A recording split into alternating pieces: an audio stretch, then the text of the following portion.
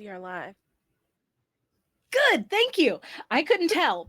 Hi, howdy, darlings. Welcome to this very spooky one shot of Brindlewood Bay, powered by the Apocalypse System, where we let some wonderful, meddlesome grannies run the town, basically, solve a mystery, work together, and be their wonderful, fabulous selves. Thank you so much for joining us on Imaginif's channel while we try to raise some money for the Black Girl Film School Foundation. You can donate at any time throughout the game. The more you donate, the more benefits these grannies get. And you got to tip your grandma. Uh, we're going to start with some introductions. I will go last. I'm going to go directly to my side here. Taylor, would you start us off and tell the people where they can find you and who you're playing today? You're muted. Forgot double muted. Hey, everyone. I'm Taylor, aka Spunky Taylor, and I'm a Black Friday content creator. I'll be playing. She her pronouns. I'll be playing Gracie Ann. Thank you so very much. And Keon, you're kind of like in that format for me. You next. Sure. Hi, I am Keon. I go by Brother Keon across all of the internets, and today I will be playing Rita Mae. She, her pronouns. Thank you, Rita. And last but never ever least, Bree, could you tell the people who you're playing today and where they can find you on the internet? Hello, it's Hi. Oh no, it's Bree. It's Hi, me Bree, and I use she they pronouns. I will be playing Mildred Abraham Christmas, aka Millie. You can find me anywhere, either at Brenda Nikki or Busy Bree. That's Bizzy. There's a link tree link somewhere probably. And if you can't find me in those places, I don't exist. Goodbye. Very important to notice when you do and don't exist. And I am Meadow. I'm going to be running this game for this beautiful, wonderful, talented group of people. She, they pronouns. You can find me everywhere on the internet that matters at Howdy Love Darlin or Howdy Love Darlin GM. And with the promo and introduction out of the way, I would love to jump straight into this complexing, delicious mystery.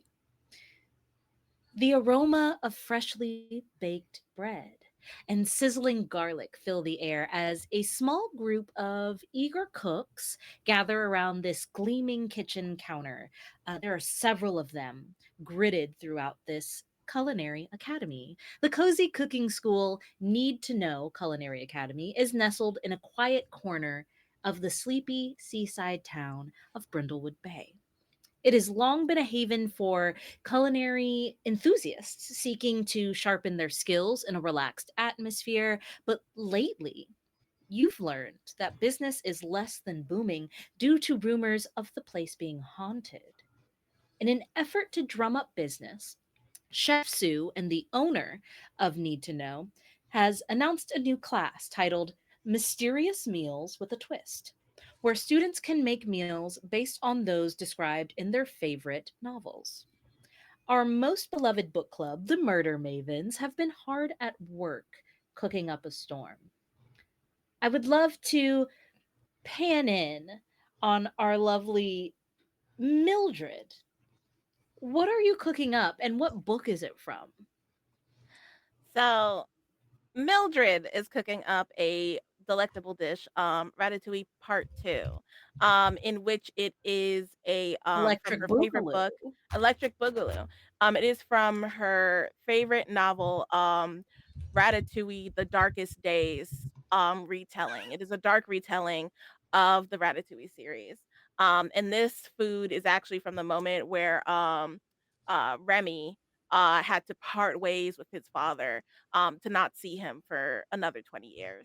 And in this, they shared one last meal together, which was the ratatouille, which, ratatouille is famous for, except it was made with like flavors that the father had never seen before. So there are vegetables in here, but there's also like fruits, like sliced grapes and cheese and like apples. So it's a mixture of like almost like a veggie, like fruit salad, but it's also hot and it's also covered Kind of in like a baked cheese. charcuterie board. Yeah, it's like you took everything in the charcuterie board and put it in the oven. Is it good? Yeah. No, but that's not the point because it's about Right. love. Absolutely. Millie, you are putting this together, and the person at the counter next to you, wearing an apron that looks pristine and a lovely little dress that reminds you a lot of the 1950s, leans over and says, a little grated cheese would be just the thing it needs to elevate it to edible, I think. Huh? What's your name, youngin? Martha Parker. Hi. So good to Ah, meet you. Martha. So good Long to meet time you. student of Need to Know. Uh, I'm basically like the assistant sous chef to Chef Sue. I'm just Yeah. trying to help, just offering friendly Yes, advice. And she leans Martha. over with Parmesan as if she's gonna grate it over I'm your gonna gently dish. grab her hand and I'm gonna gently, like when grandmas be like, "Oh, honey, bless your heart." Oh, Martha. I'm Mildred Abraham Christmas. My friends call me Millie. You may call me Mildred. I have been alive for 75 years. Of those 75 years, I have been cooking for myself for 70 of them. At 5 years old, I took a spatula and flipped my first egg. So believe you me, I know what I'm talking about when I am making an abominable baked charcuterie board. Parmesan does not go there. Shoo, be away with you. Ah, Grace! okay. Grace, find Mar distract this woman from my Ah! Grace, plate. you see this little debacle, like Millie holding on to a woman's wrist and shouting about when she first picked up a knife as a toddler. And we see you, Gracie Ann, uh looking like through the steam of the dish you just finished. What do we see before you act and interact with Millie? What you will see is you will see some brown triangles, and what those brown I'm so sorry. and what you would see with the brown triangle came from her favorite book, Petals Lost Out at Sea. She's trying to make fish cakes. So how did it come out? Like how is it? Is it good? She thinks it's Fish cake. wonderful herself. Ah, wonderful. You've made these little triangular fish cakes.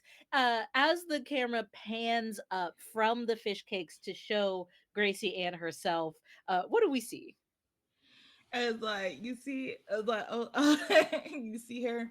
She always have her hands out, almost like a T Rex, 24/7. That like just giving herself a hug all the time. Like glasses, big old big, look like her eyes are closed 24/7 because she just like had that big old smile on her and doesn't care about world. Hair braided gray, and it's like she always wear very poofy dresses, like she thinks she's a fairy. Nice grainy look. Beautiful. You see Martha Parker kind of drawing back, pulling the grater away from your lovely friend Millie as you are. It looks like your eyes are closed, but they're not. You can see Yeah. ish. As old as you are, you can see as well as you can. And you are, for a moment, blinded by the flash of a camera. Ah! The counter next to you, uh, there's this lovely, slender, like high cheekbone young girl with a high ponytail that is glossy and perfect. Just a few like pieces of hair that are perfectly misplaced to look effortless. And you realize that you are in the background of this girl's selfie as there's another one Young lady, what you and doing? another. What you? Oh, hi. Oh my god, I'm loving the frames. Like wherever you got those, slay. Honestly, icon. Who is this diva? Hello, we're best friends now. I think so. And Ah, she kind of invades into your space and immediately goes to take a picture with you. well, the glasses came from Dr. Oz, but I don't know who you are. Oh, I'm so not used to people not knowing who I am. That's crazy. I'm Lily Harper of Tasty Tales. I'm sure you've heard of my food book blog. Tasty It's a what? blog. It's a blog A for food blog. and books. Oh, okay. All right. uh, I don't read those blogs unless you're on Rachel Ray's magazine. Then I don't think you're a somebody at this moment in time. Oh, I am like not yet, but we are mutuals, so only a matter of time, girlfriend.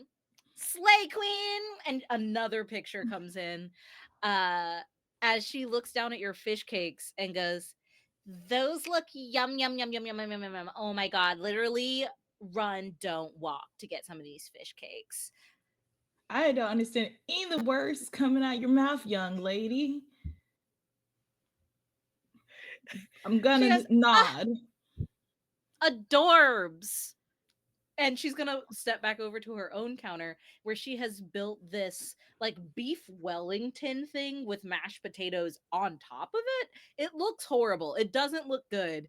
Um, as you are able to kind of like look around, Gracie Ann, and see your last compatriots, trying to kind of just see if anyone else has just witnessed whatever a blog is. And you see Rita, Rita May. You're cooking up a storm over there. What are you making? Yes. So what everyone will see is this beautiful woman. She's got like a little headscarf on. She's wearing like a very fancy kimono, and the kimono's over like a little pencil skirt, and she's wearing pumps as well. And very impractical for cooking, but she goes into the oven and pulls out this beautiful lemon bundt cake, and then she's starting to dab honey on top of it. And this is from her Ooh. favorite story, The Wilting War, where there are many factions of fruits that are warring with each other. Why I? You got me. You got me good. Yes, I did.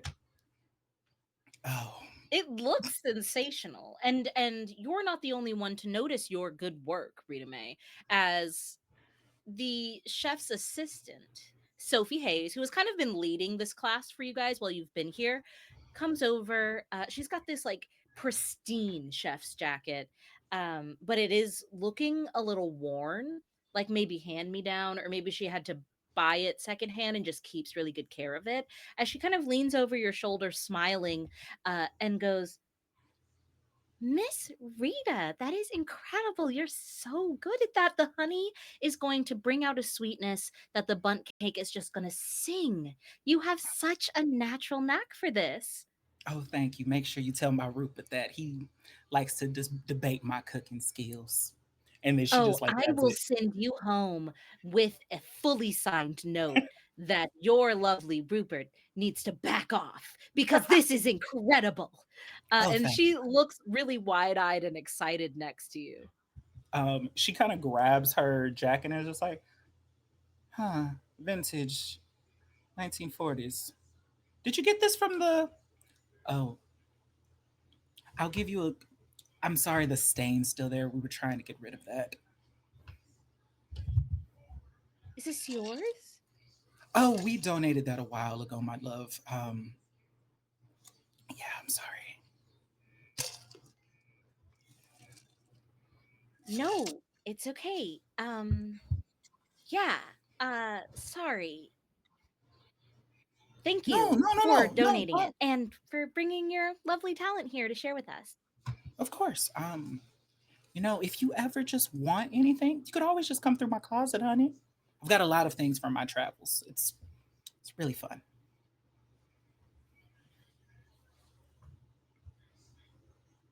Oh, Um, wow, that's really kind. But no, I do have clothes, just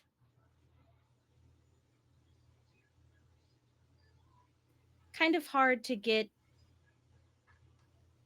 the things I need. Oh no, it's listen. I get it. I was young once myself. It's I am not judging. I just understand. If you need a little help, I'm always here for you. Especially because you have helped me so much in the kitchen. Thank you so much. My grandbabies love that peach There cobbler is. recipe, by the way. Oh, the I'm so glad to hear that. And she lays a hand on your hand, and there's just like a moment of genuine connection. You can tell that she's a little embarrassed by having to get like her uniform secondhand, and your comforting nature has really made her feel a little better about that. Yes, honey. Go right ahead. As you plate up, you get to kind of share your food a bit. Sophie, the assistant, goes to the walk-in freezer to grab the end of class celebratory ice cream. There's going to be one of those long ice cream buffets, the Sunday buffets, where you can put on a bunch of different like toppings, sprinkles, whipped cream, syrup, all that good stuff in the front hall of the academy to celebrate your successful or maybe just finished meals. You notice, though, that Chef Sue is the one who invited you here. She hasn't been seen at all since she welcomed you when unlocking the doors. And you were, of course, as the elderly women, early birds, arriving 45 minutes before needing to. Uh, she opened the doors, let you in, went into her office, and then you didn't see her for most of the class, for as far as you know. Sophie had taught the class. And as Sophie goes to get that ice cream for the class finale, a scream rings out. Chef Sue, you see, as you rush towards the scream, eager to help, has been stabbed in the back with a kitchen knife and left to ice over in the freezer. Already, with shaking hands, Sophie is calling the police on her cell phone. You can hear pretty much, like, it's not on speaker, but like you can hear, and what is your emergency? From the other end of the line, as she is explaining to the authorities what is going on. As you arrive, everyone is surprised, gasping. Some have different reactions than others, but when Sophie hangs up, she says, "Well, um, so sorry. Could everyone please just give a little bit of room? Um, Unfortunately, today was Sheriff Bradford's fishing day. So they're going to try and reach him from the docks and get him to come take a look. Um, in the meantime," and she turns to you, my Mavens, who have already solved multiple cases for the Brindlewood Bay Police Department, and goes, "Well, sorry, I really don't like want to ask this, and I know that this is sudden, but I'd really like to have an answer for why this is happening when the cops get here. Could you please?" And you see that she touches your hand again, Rita. "Could you please look into this for me? I need to know what happened. I need to know who did this." Of course, honey. And like looks at the other mavens. It's like Grace Ann, Millie, y'all ready? Of course, of course. We solve every single crime in this little town here. What's another one? I immediately go up to the body and start touching. Millie, Now, I'm looking for clues. you don't want to set the scene, give baby. me, you know what, Millie? You're proactive. We love that for you. Give me a meddling move to see if you can find uh, a clue. I think this is gonna be. I think this would probably be your. Hmm. your reason stat, or maybe even composure for going right up to the body. You can choose either or if you're doing a logical kind of scan as you're like touching and moving things around, or if you're just trying to keep it together and find something useful in this freezing cold walk in. I'm gonna Meanwhile, uh, okay. Meanwhile, Sophie is leading the rest of the class into that like sitting hall where the ice cream buffet is going to be. She goes, "I'm so sorry. I really do think that when Sheriff does get here, he's going to want to talk to everyone. So, if we could all just be patient and wait here, and maybe if our lovely ladies here will have any questions for you, they can find us by the ice cream buffet. Sorry, Millie, I'm just gonna." And she kind of like reaches around you to grab the tub of ice cream to take out for serving. Um, what did you get on that meddling mole? For composure, I got a Meddling 10. roll. Okay, on a 10. Yeah, you'll find something for sure. On a 10, in this area, you find, as you're touching the body, I think this would be fair to say, you reach into a pocket. Is that okay to say of your character? Absolutely.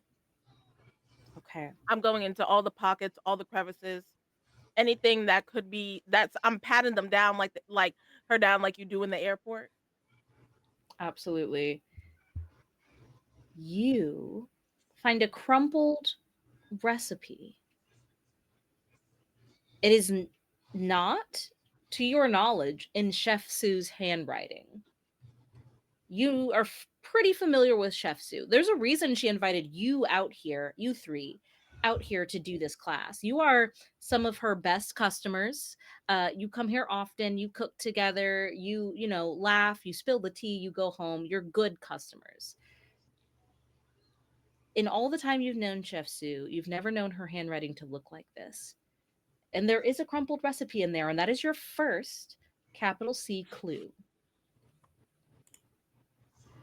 As the rest of the class leaves with Sophie to go sit in the kind of like dining hall area, you see these shelves are stocked properly. It's clean. It's certainly up to code. There's checkered tile here that spills out from the walk in freezer all the way through the rest of the kitchen area where you've been cooking. Gracie Ann, with the dread of death lingering in the kitchen, what is one seemingly innocent thing that happened during the class that you now realize could have been a symptom of a haunting? Hmm. An innocent thing that could have happened. Hmm. I think it was that she saw that one of the classmates' pot was boiling pretty crazily, that's popping up all the vegetables up at pretty high Yeah, states. yeah. You realize now, Gracie Ann, that you had been so preoccupied with letting that other classmate know that their pot was overflowing, you didn't realize it at the time, but thinking back, the stove wasn't on.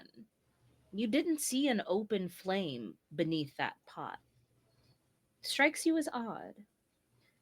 Rita May, what are you doing in this moment as you see Millie, sorry, push up her sleeves and touching this body all over, reaching in pockets and stuff? Okay, okay. Millie, not to be gentle, be gentle. She's already dead. It doesn't matter. Okay. Um, I while she's touching the body, I would like to look at the scene to see if Yeah. there's like, did she die here? Did she get drug here? Was there Give an me originating place? Give me a metal move then, and we will say that this is plus reason for sure. Oh, I love that because You're not guess really what? directly interacting with the body. So give me a reason roll. What'd you get? Hold on. Also, thank you, Victor, for the bless you in chat. Now, there's something y'all need to know about Miss Rita. This is a church lady as well, so she's nosy as shit. I got a 13. Woo! Okay. On a 13, my dear,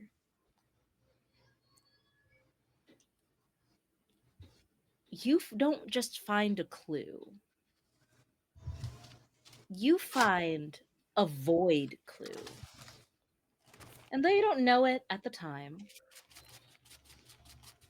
you indeed,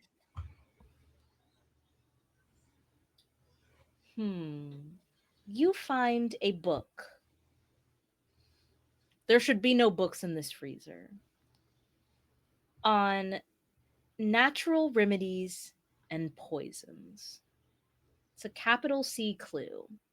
Do you touch it? If I see a book that is in an area that it's not supposed to be in, um, Lady May barely touches things that she's not supposed to. So she's going to reach into her bag. Well, like not even her bag, like her pocket, and pull out like a handkerchief, and then go to grab it, just to be like, good old church lady handkerchief. Millie, did you lose a book?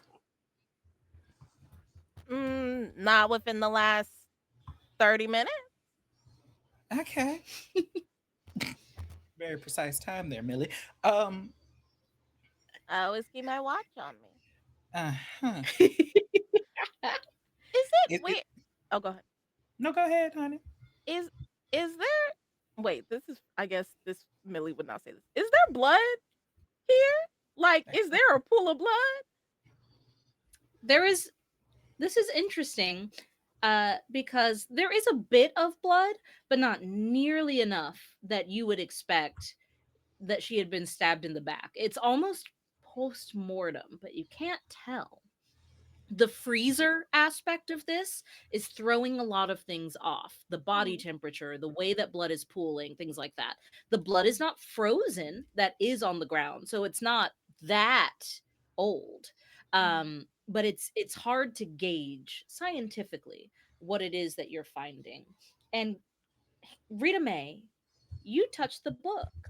Mm-hmm. I'm going to need a night move from you. Oh yes, You're doing ma'am. something risky right now. Before you roll, you're going to roll plus sensitivity, but before you do, I need you to tell me what you are afraid of could happen if something goes wrong with this book.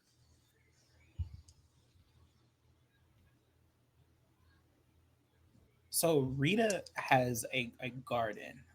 She loves to garden, and that's like her thing. The thing that she's hoping that does not happen is that she also has like a little history with Sue, and it's not all great. What she's hoping for is that people don't assume that she's the one that killed Sue.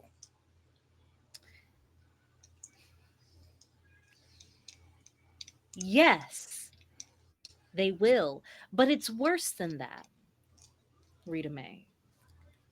If you fail this roll,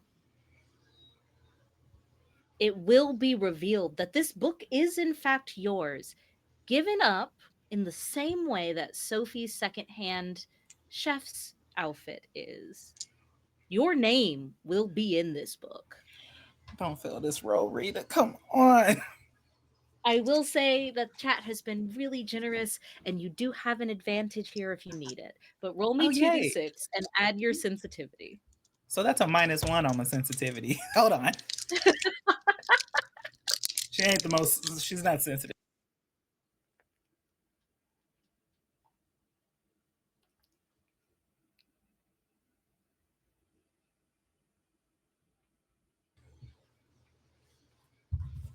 I'm gonna have to. That's a 5. So just because I don't trust it, I'm gonna burn that advantage. Yep.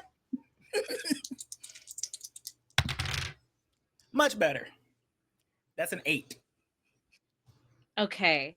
So on an 8, you touch this book and it feels familiar. You think you may have owned a similar copy to this, or maybe you still do. Gardening is your passion.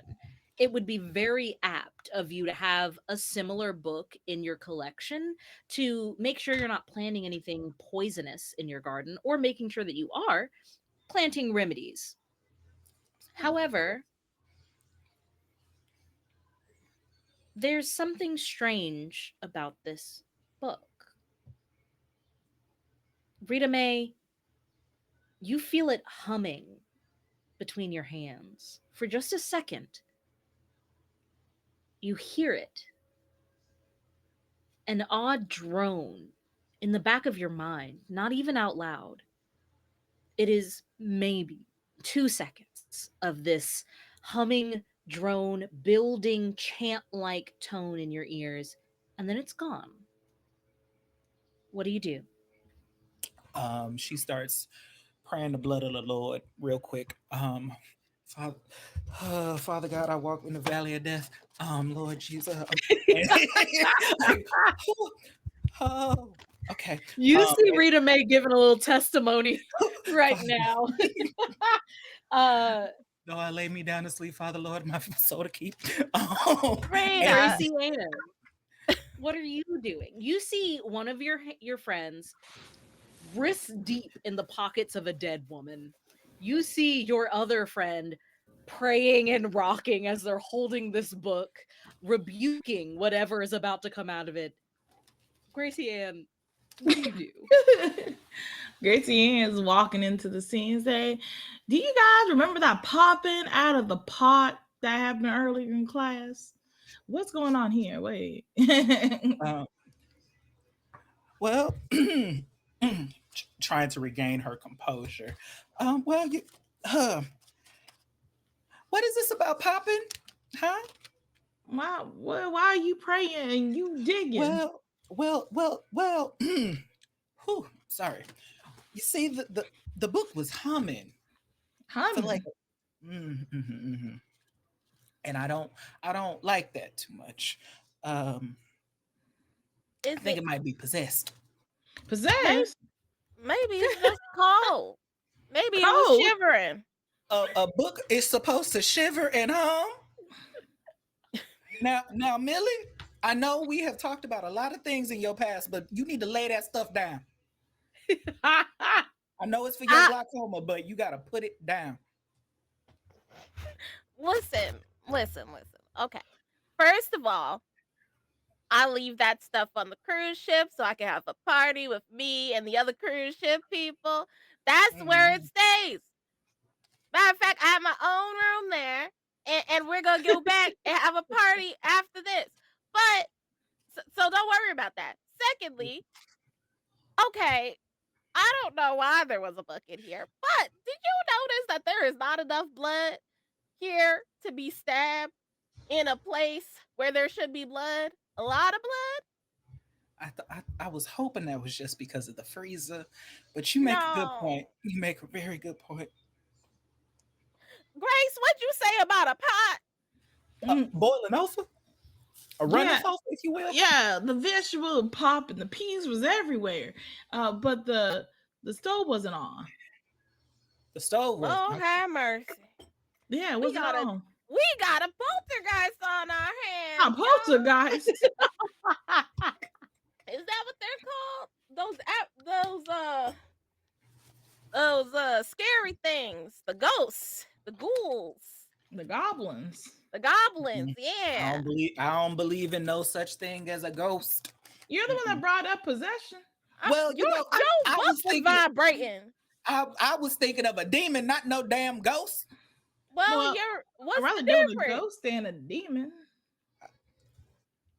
I could get rid of I think we could get rid of a demon. I don't know too much about a ghost. Well, then we could just leave. I like that idea. All right, let's go. All right, bye everybody. I'm Bye. kidding. I I'm was kidding. like, Coffee, Coffee, and that's our with my show. yeah, That's Coffee, what we're happens going. when you have an all black table and things get a little paranormal. All right, y'all, Battle Axe, you have a good time now. You, we'll play the game, but just know that's how this would have ended. You know what? Let's leave. You said let's leave. Exit stage left. Next thing you see, um, Rita done grabbed her purse and was like, "Bye, Sophie." The police comes in. Where the old ladies go? Oh, they left. You're uh rewind. You're the one who's talking about your book doing jive rating in your head. The You book right? is gyrating. It was vibrating and it was humming. It was only for a little second though. Why didn't you mention this Rita pot bubbling earlier? I thought my Rita- eyes are deceiving me. Now, how could that be, Gracie Ann? The Dr. Rita May, Oz. you haven't opened the book, but you're still Um, holding it. What do you do with it?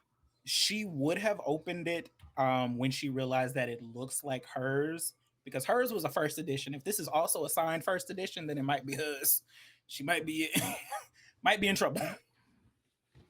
As you open it, you don't see your name in it, but the title of the book is Natural Remedies and Natural Poisons to Avoid. When you open it, it is full of odd symbols and the pictures of the food that you're supposed to make. It looks like it should be recipes, but the food pictures look rotten and unholy and not right. Flipping through like a mad woman, or as my granny would say, a bat out of hell, and just like flipping through the pages and just closes it, opens it back up, and looks for like, is there a name of anybody in here, or because this is what old folks do. They like to highlight shit in these books. Is there anything That's true. specifically highlighted in here? Give me. Yes, there is. I'm not even going to make you roll for this. You're looking through it. You've already overcome the fear of this humming, buzzing, odd, almost magical, occultish looking symbols inside. So we'll just give this to you. You do indeed see a recipe that is highlighted. It's odd though, because you can't read the symbols. You can see that it is highlighted clearly. However,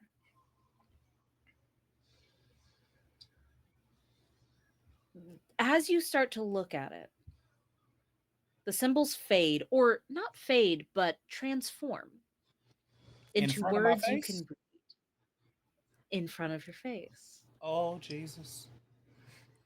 You see things like turkey, ham, the things you would need for stuffing, like breadcrumbs and eggs and different herbs, things that don't really stand out too much.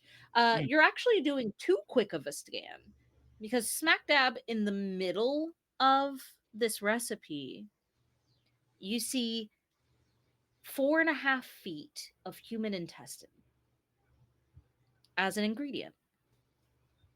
Grace Ann does a whole Ha! put them bifocals of use and puts the book in front of their face. Read this. What this say? What does it say? Uh, Gracie Ann, give me a sensitivity day move, please.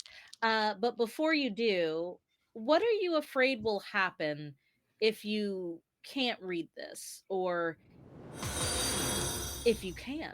What are you afraid will happen? She be afraid that like her eyes would go all cross-sided. She would be blurry and stuff. Her prescription's not working anymore. The most right now. Absolutely. Wonderful. If you would like to roll for this to try to read it, that will happen if you fail. Okay. Excellent. Fantastic. Nothing can go wrong. And nothing can Can go go wrong. wrong. Oh no. Oh, What double did I wrong. do? Double wrong. Amazing. Fantastic. A 6. You do have an advantage gifted to you by a very generous chat. Would you like to re-roll? Yeah. Thank you, Chad. You tried. 6.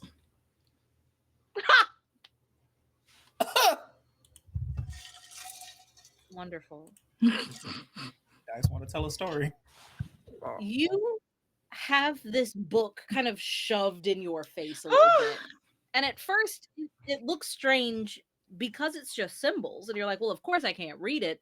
It's just squiggles on the paper. But as you adjust your glasses and really take a moment to put it at just the right length from your face, your favorite reading length, every old person has a different reading length. You feel things go blurry and you feel your eyes cross. Uh,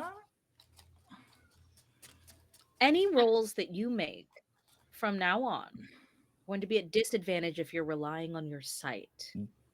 Gracie Ann. Guys, I can't see or read. Grace Ann, now what are you talking about? I don't know. My eye look different. Gracie, I'm gonna look at Rita and be like, Rita, I don't think her eyes were doing that before we got in here. I think they were I, regular. s- I saw That was regular. symbols and now I can't Uh-huh. see. Open your eyes. My eyes are open. Don't worry, Grace Ann. We gonna address that. We gonna have to make her an appointment. She need to get on You what got her you on. daughter's number. Matter of fact, I'm gonna have my daughter call her daughter, Oh God. and yeah, we'll do that. You're still in the freezer, Millie. Are you I still meddling around looking for more clues? Or are you just hanging out because it's nice and cool and you got a hot flash coming on? well, it is nice and cool, and I do have a hot flash going on, but I will leave the freezer because I feel like I have found everything I need to. The blood is Are weird. you sure? No. I don't like that. Um. Oh wait. Actually, did you say out loud about the intestines thing? I was hoping that Grace Ann over there would read it, but she didn't. Because her eyes don't work. However, Millie, I was trying to figure out. I was hoping Grace Ann could see it because she could see everything with them damn bifocals. But this right here says something about who it says something about intestines. Does does Miss Sue still have her stomach, or is it everywhere but here? I'm gonna flip the body over. Millie's gonna be like, "You sure? It does it say human intestine? Because it could just be chitlin." Specifically, this ain't no damn chitlins, Millie. All right, all right. This ain't I'm about just checking. I I'm understand. gonna flip. Oh, I'm in a scooter, so I'm just gonna kind of like I can walk without the scooter, but I imagine Billy uses the scooter like so I'm just gonna kind Out of of like principle. use the scooter and like my arm to just kind of like push as like leverage, just flip our girl Sue over. Is her stomach still intact? Give me a meddling move, please. This will Mm. be plus reason.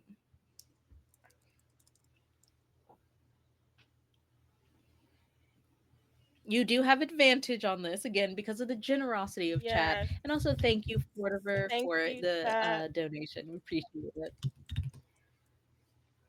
Okay, that's better. Uh, I got an 8 total.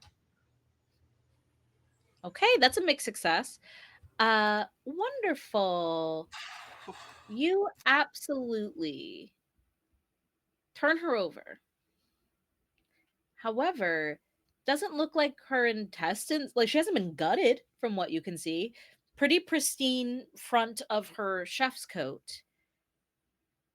However, you do find something, a capital C clue yet again. Hmm. Your scooter flips her over, and stuck to the blood that she had been laying in a little bit is a brochure. When you pick up the brochure, it is for Need to Know. It's for this culinary academy, which isn't too odd. She's the owner. Of course, she would carry these around with her. But it is burned with a strategically placed hole just over Chef Sue's face. That is your next capital C clue. You know, all of you Mavens know, that Chef Sue was the one to unlock the doors to Need to Know this afternoon when you started cooking. And that when the class began, the doors were locked behind, so people couldn't just come in wondering what this building it or anything like that. They have to be here for the class. You saw Chef Sue alive, and you're seeing her dead now. No one has come in or out of this area since. As you take a look at the counters around you, still sporting these various dishes, you realize that your culprit may be one of the chefs that you cooked alongside this very afternoon.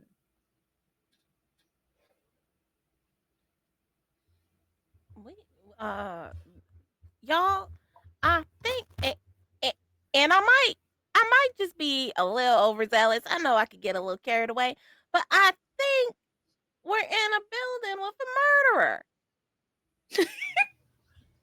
Oh, Millie, what gave you that idea? I, you know, that's oh, Sarcasm you driven. doing those, that sarcastic I just, malarkey. I'm sorry. I just, they're in a. I would have. Go on. I'm sorry. Thank you. To the I thing. think the first thing we should do, who hates Chef Sue? Because very clearly, and I point to the brochure, it was someone who hated Chef Sue. So I think we should break into Chef Sue's office and go through all of her things, like diaries and stuff. Do you have to break in, or like I can we don't just think find I like we. a was just key? gonna open the door, but Yeah, if yeah. if, if it's locked, I was just gonna run into it with my scooter. I was gonna put in overdrive. Didn't they take Oh, that feature from you last time? No, uh, Mhm. you hot wired it. I had my son-in-law put it back for me. Oh Lord. It's Okay. very nice of him. I'm Now, proud of. Millie, you come up with this idea to break in to Chef Sue's office, where you haven't been given explicit permission to go, but also Sophie Hayes did ask you to solve this mystery. So you don't really know where the line is there. But there's also an entire dining hall of suspects who have been told that you could be there to interview them, interrogate them, even. Would you like to go as a group to the office first and then interrogate some people? Or are we doing a little bit of a split here? I'm gonna Scooby Doo it.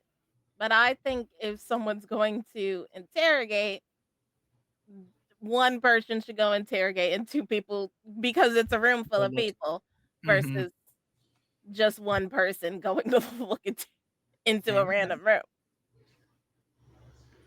I vote to go through Sue's things. I vote to go through Sue's things. Are you just repeating it? That's actually what you want to do. I want to do that. Okay. All right. I just got. I had to make sure because your cadence was very Millie. I had to ask. Mills has a Uh, nice voice to copy. well, I guess that just means I get to go interrogate. And you're good Great. at talking to You're really Rita. good at fighting Yeah, people. You're good I'm at that. fighting people. And finding information.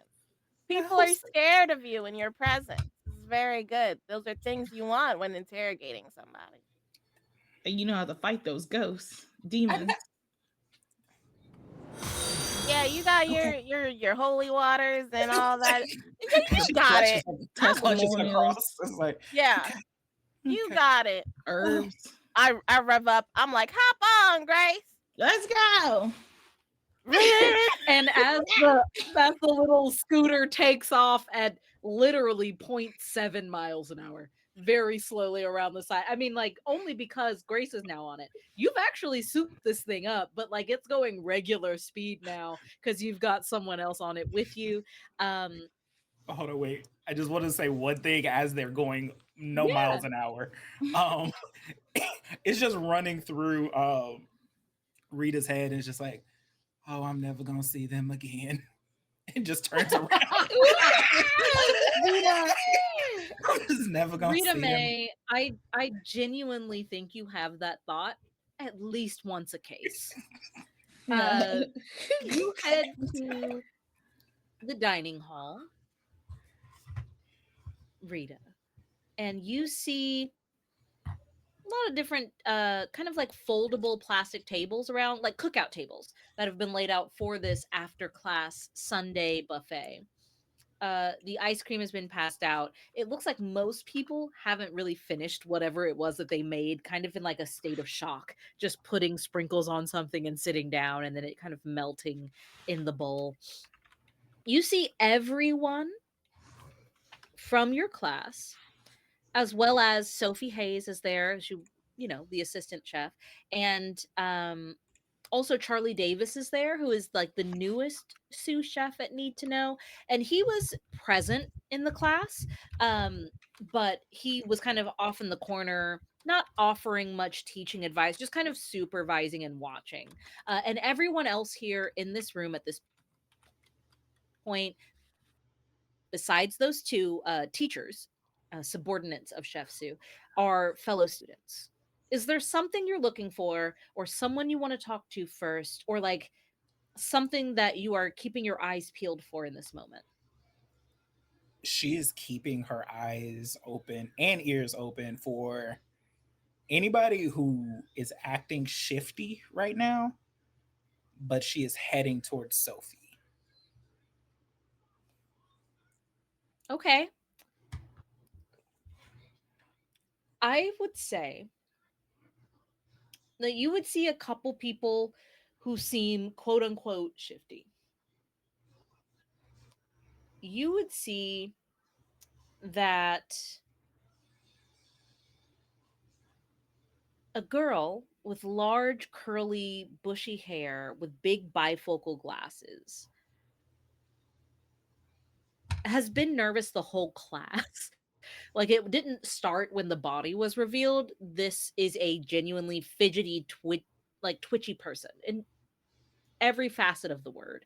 Eyes sometimes twitch, hands are fidgeting. You've seen a couple of like shoulder rolls of like trying to get comfortable in her own skin. But again, that has been since the beginning of class, so it doesn't really strike you as odd. No one else seems fidgety or shifty. But you head over to Sophie, who is kind of closing up the Sunday buffet. Sprinkled stuff. She's capping the whipped cream, all that good stuff. And she looks up as you come in and goes, "Hi! Oh, okay, that was so fast. Did you figure out what happened?" No, no, baby, we're still trying to figure that out, actually. Which is why I came out here. If you hear a loud Okay. banging in the back, it's nothing crazy there.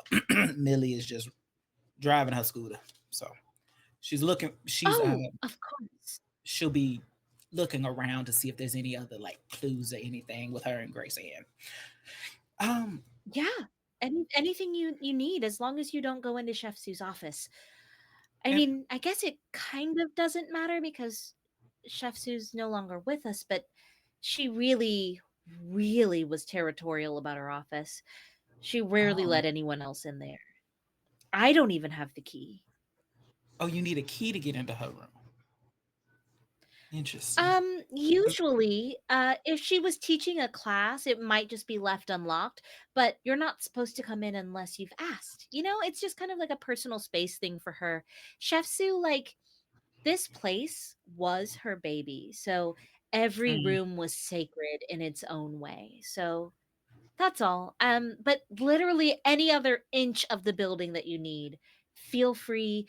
Um, she looks over at Charlie Davis, the hot shot from up north, who looks to be like just arms crossed, reclining in a fold out chair in the corner, and goes, um, the new sous chef might have a key, but you'd have to ask him about that.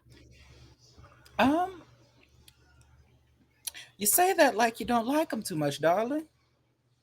I don't, but he Oh, why knows that. It's not a secret. why not? He seems all right enough. Oh, well, I guess he seems all right. If he wasn't a pompous, selfish, self important, aggrandizing idiot of a man, for sure, I'd Um, love to hang out with him. But he's just some big shot who's not from here, who came down from whatever Michelin star New York bullshit basement restaurant that they're touting this week, and somehow charlataned his way straight through Chef Sue into a sous chef position when it was supposed to be for someone else. So, but it's and fine. Rita is going to grab her hands while she's like fretting and just say, "Baby, it's okay. It is not your time yet, but it will be your time soon." I And while know. I am I'm talking to her, trying. I would like to see if there's like anything on her hands, like poison or anything, real quick. Give me a metal move. Yep.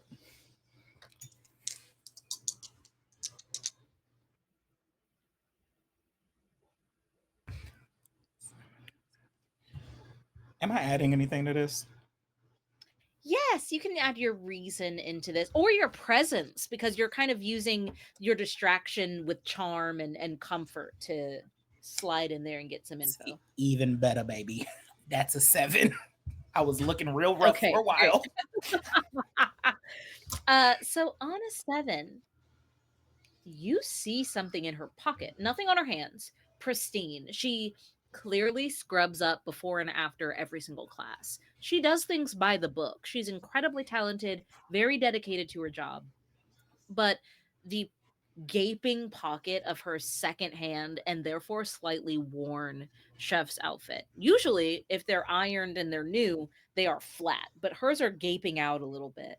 And you can see that there's a business card in there. Something that rings your alarms as important.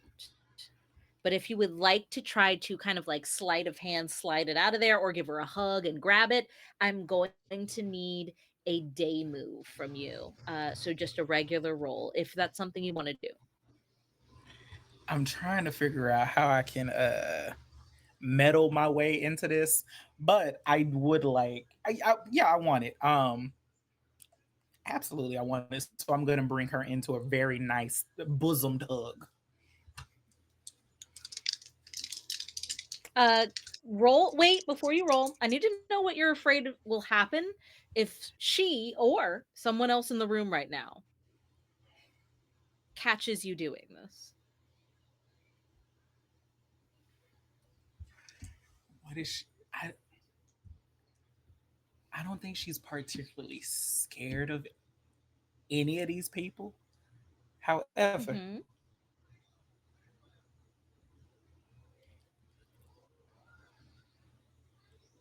seeing that we have heard all of this about ghosties and things and such with right now, um, I don't want to see a dead Sue just over in the corner right now, since she was very territorial of this place. Yeah. Mhm. Okay. If you fail this roll, it's exactly what you'll see. You'll get confirmation that your faith that has been unshaken your entire life, it's not enough to protect you from things like ghosts and demons. Go ahead and give me a roll. This is plus composure. You need to keep it together enough to slide in there and grab that business card. Okay. Okay. What is my? I'm scrolling. Sorry, my composure is +1. Excuse me. That would be a 9. Okay, mixed success. So, on a mixed success, I'm going to tell you how this quick little sleight of hand would leave you vulnerable. And you can choose to not grab the business card, or you can choose to grab the business card.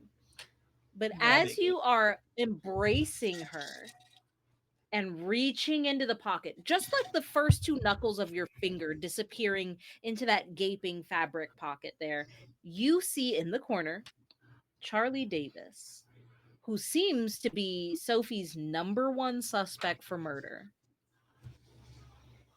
lock eyes with you, and his gaze flickers down to your fingers. If you take this, Charlie Davis will know. This is up to you if you would still like to have it because you rolled mixed success. You can still do it, but that will be the consequence that comes along with it. If you leave it, he'll see you take nothing. It's up to you how important you think Charlie Davis's opinion is here. Seeing that he's a new person here, Mr. Hotshot, sous chef and shit. Um, I don't care. I don't care what he got to say. So I am going to take it. Um, Absolutely. Trying to figure out if this is a good time to use my Maven move. But I don't know if this is a capital C clue yet, so I'll wait. This is a capital C clue, but I'll tell you what it is first, and then you can Okay. let me know if you want to use it. How about that? Okay. Sophie, leans into the hug. She pulls you close. You hear a sniffle on your shoulder, and that rings familiar to you. You've been a maternal figure for most of your life at this point. She pulls back, wipes under her eyes, and goes, sorry, I'm trying to keep together for everyone. I don't want anybody to freak out.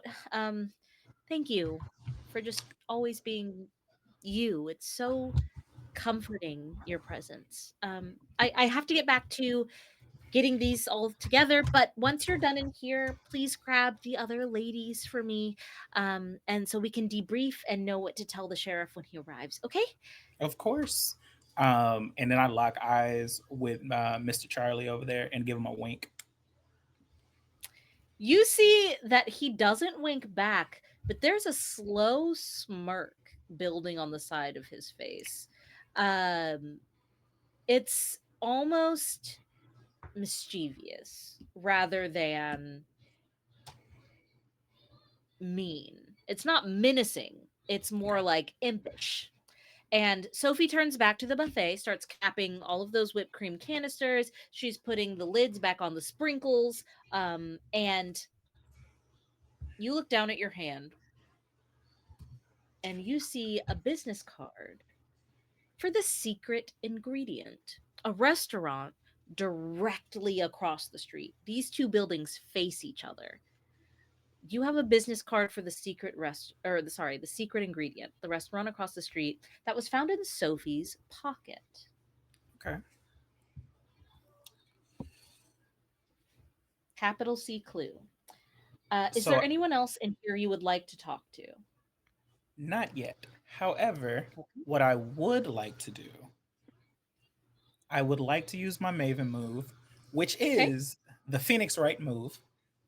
Whenever you find a clue that is an object, you can physically manipulate the object to uncover a further secret about it, a hidden Yeah. detail, or a scrawled message.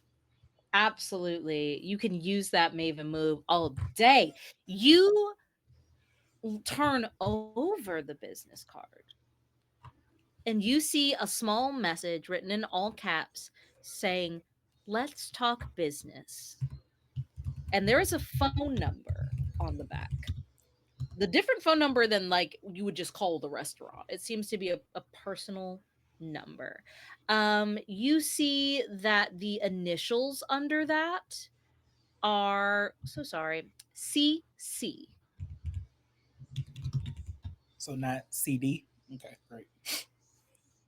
I was I was hoping it was Charlie.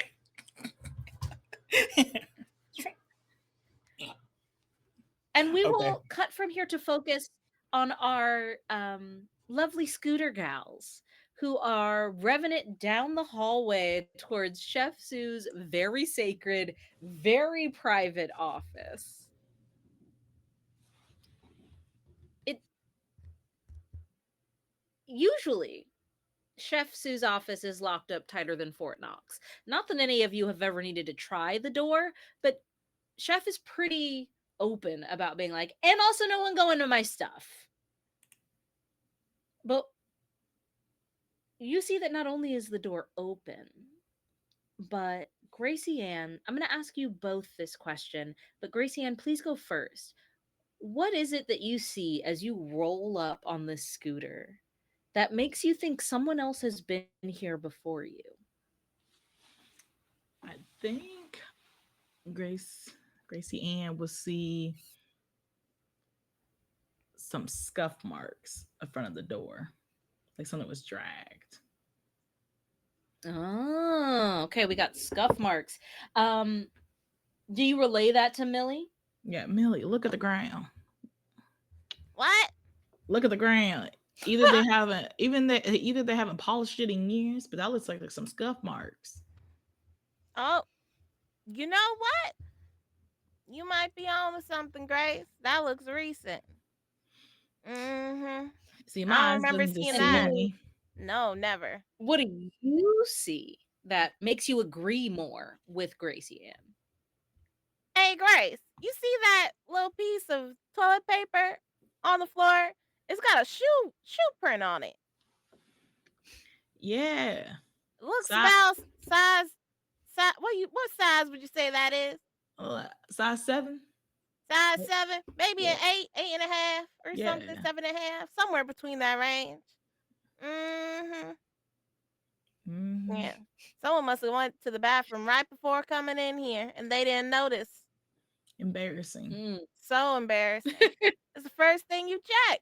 So we're looking for somebody who has either no shame or no spatial awareness. Sure wasn't you. Sure wasn't you or me, Grace. Ah, Yeah. You scoot on into this office past the like ream of toilet paper, past the scuff marks. It's quiet in here. Smells of freshly printed paper and a small space, like just enough room for one desk, one chair on either side, and a few like filing cabinets to keep track of business.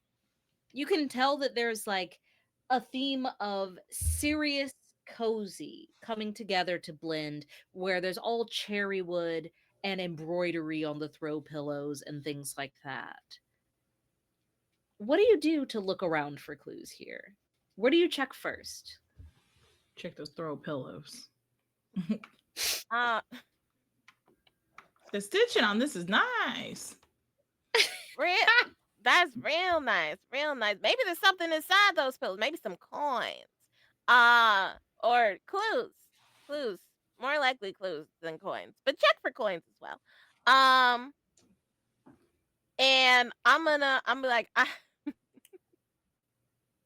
Lily's like, hold on, I have to change to my serious hat. And she's gonna take it. And she's gonna grab this Outfit change. Quick change. and she's gonna switch to her serious hat. And she's gonna be like, all right, I think that if I was a clue, I would be in these drawers over here. And I'm immediately gonna go look again through the drawers. Okay. So we have one looking through the drawers. Gracie Ann, would you like to look through not only the throw pillows, but also like the furniture that they're Yeah. laying on and stuff? Or okay, great. Both of you give me metal moves.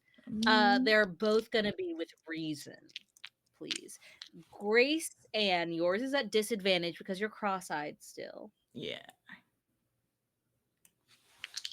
But You you said do have reason? like 2 advantages in the chat. So if you'd like, you can just roll flat or you can wait and re-roll. Oh, yeah. I don't know where my D6 went. I got a 9 total. Okay, make success. Sorry, my floor ate my D6. Let me get another one. That's the real mystery all along, is where did the D6 go? I just wrote it, and here we are. Metal. So reason. Okay. 9.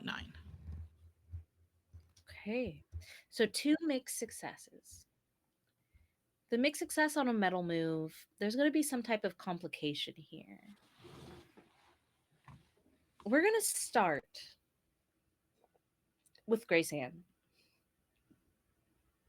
You are looking at these pillows, shaking them for change, but also looking underneath them, seeing if there's anything around these crocheted elements that could be useful.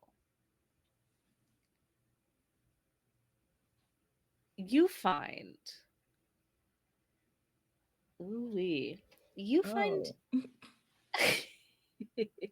a newspaper article tucked in between like the fabric cushion of the chair in front of the desk. Not in front of where Chef Sue would be sitting, where whoever is sitting in the desk looking at Chef Sue would be sitting.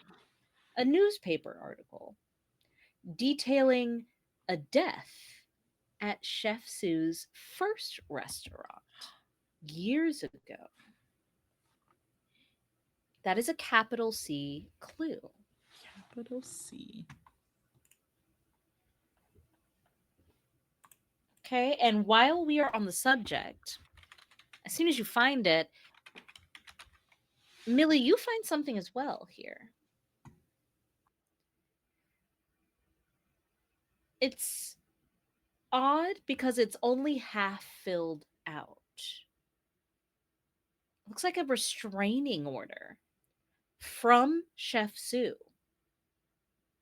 A restraining order that she was going to put on someone, but it was never fully filled out, and certainly never turned in if it's in your hands here. Someone had scared Chef Sue enough that she was about to take legal action against them. As you see these things, each of you individually rummaging, looking through stuff, you get some complications here. Millie, the phone rings. What do you do? I pick it up. Hello? You hear breathing.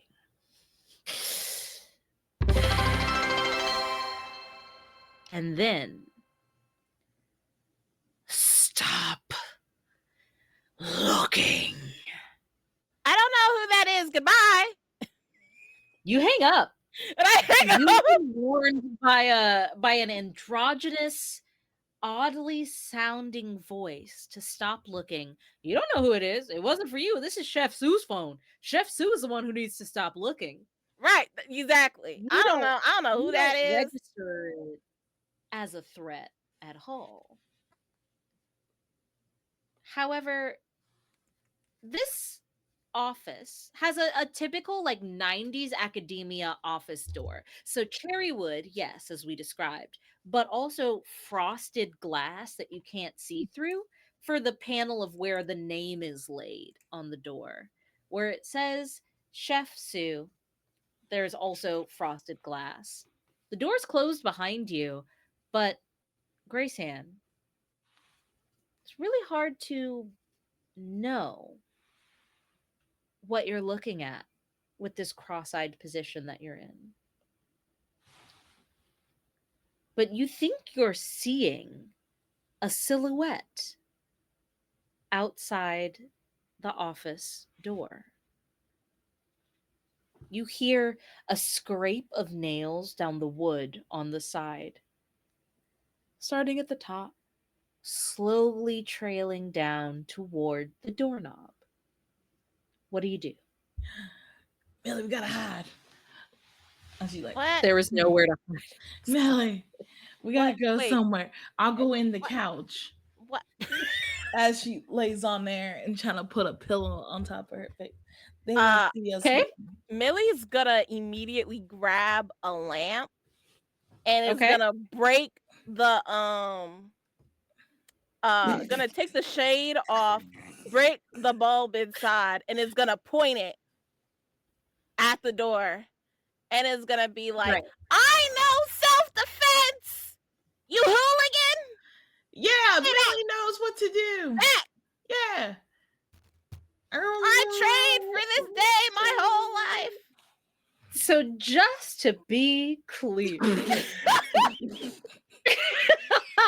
instead of, I don't know, locking the door, we have one grandma make a shiv out of a light bulb and threaten this figure, and the other grandma lay flat on a non-existent couch and try to put a pillow over her own face.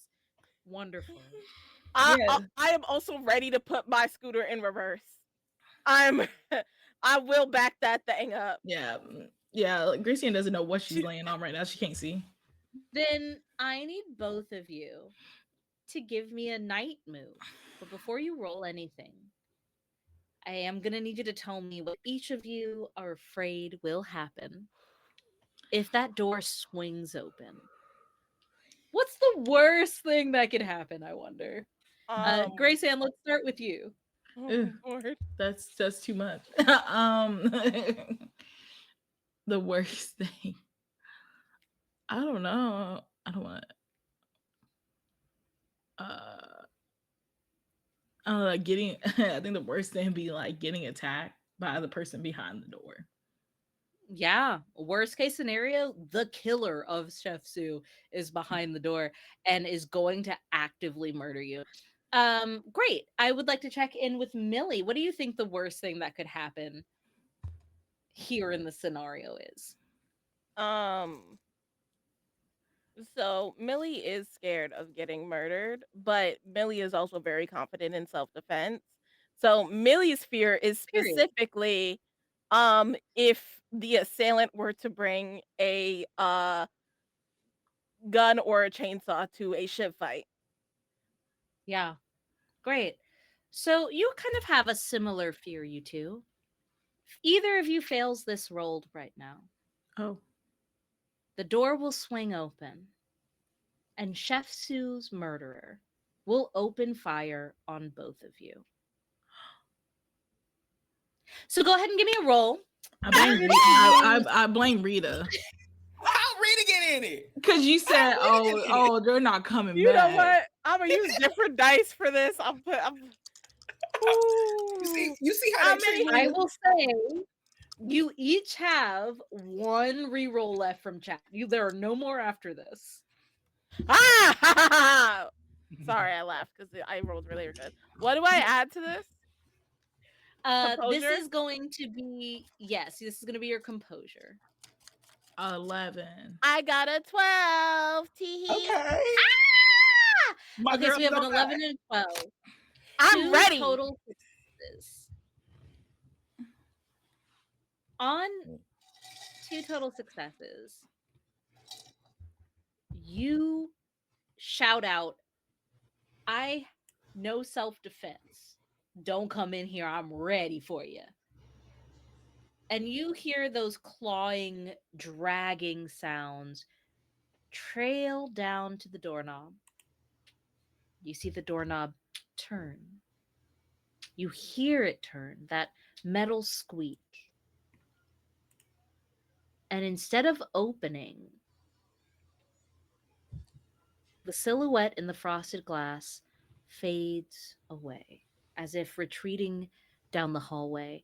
And because Millie, you got an exemplary success, you get a little extra from this interaction here. You see, or hear rather, the building billow of wind in the distance. Millie, it reminds you of being on a cruise out on the little balcony that they give you attached to some of the rooms. Your favorite room. That whoosh of air, that constant white noise of salty sea breeze. You hear that coming from behind a file cabinet. What do you do? So Millie was about to run out the door and be like, "Come back here, you bitch!" But then I hear that wind, and I turn.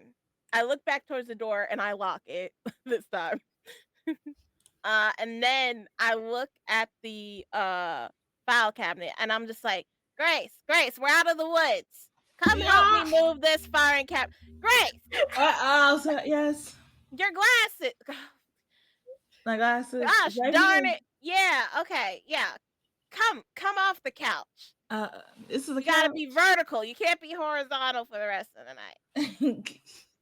What There's was a Grace joke in there laying somewhere, but on? I'm too old to make it. Come, come help Don't me move. start.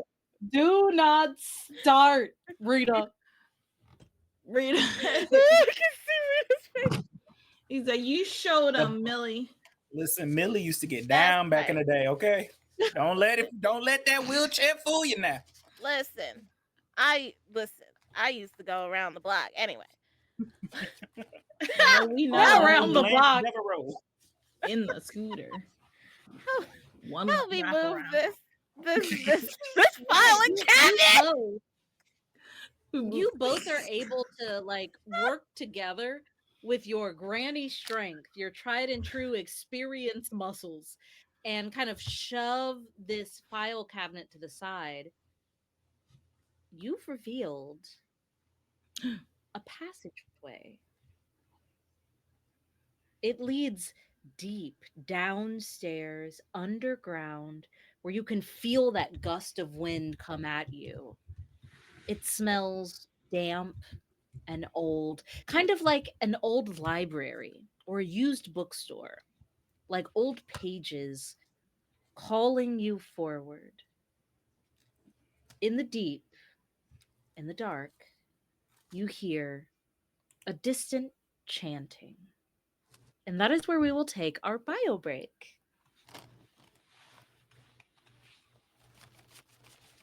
Very rude. Very demure, very mindful.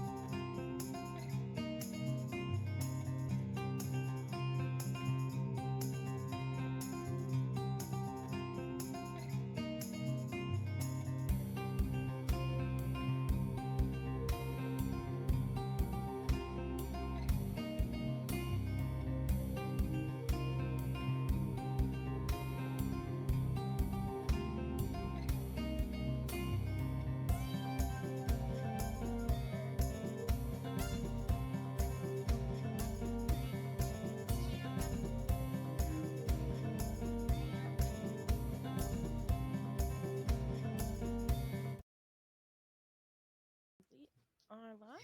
Howdy, darlings. Welcome back to this very special edition of Brindlewood Bay with our three meddlesome grannies who discovered a body in the freezer of the local Culinary Academy and have started sussing out some clues, interrogating some suspects, and even getting threatened by some odd, ambiguous voices on the phone. Millie and Grace Ann had just found a secret passage to somewhere in Chef Sue's private sacred office.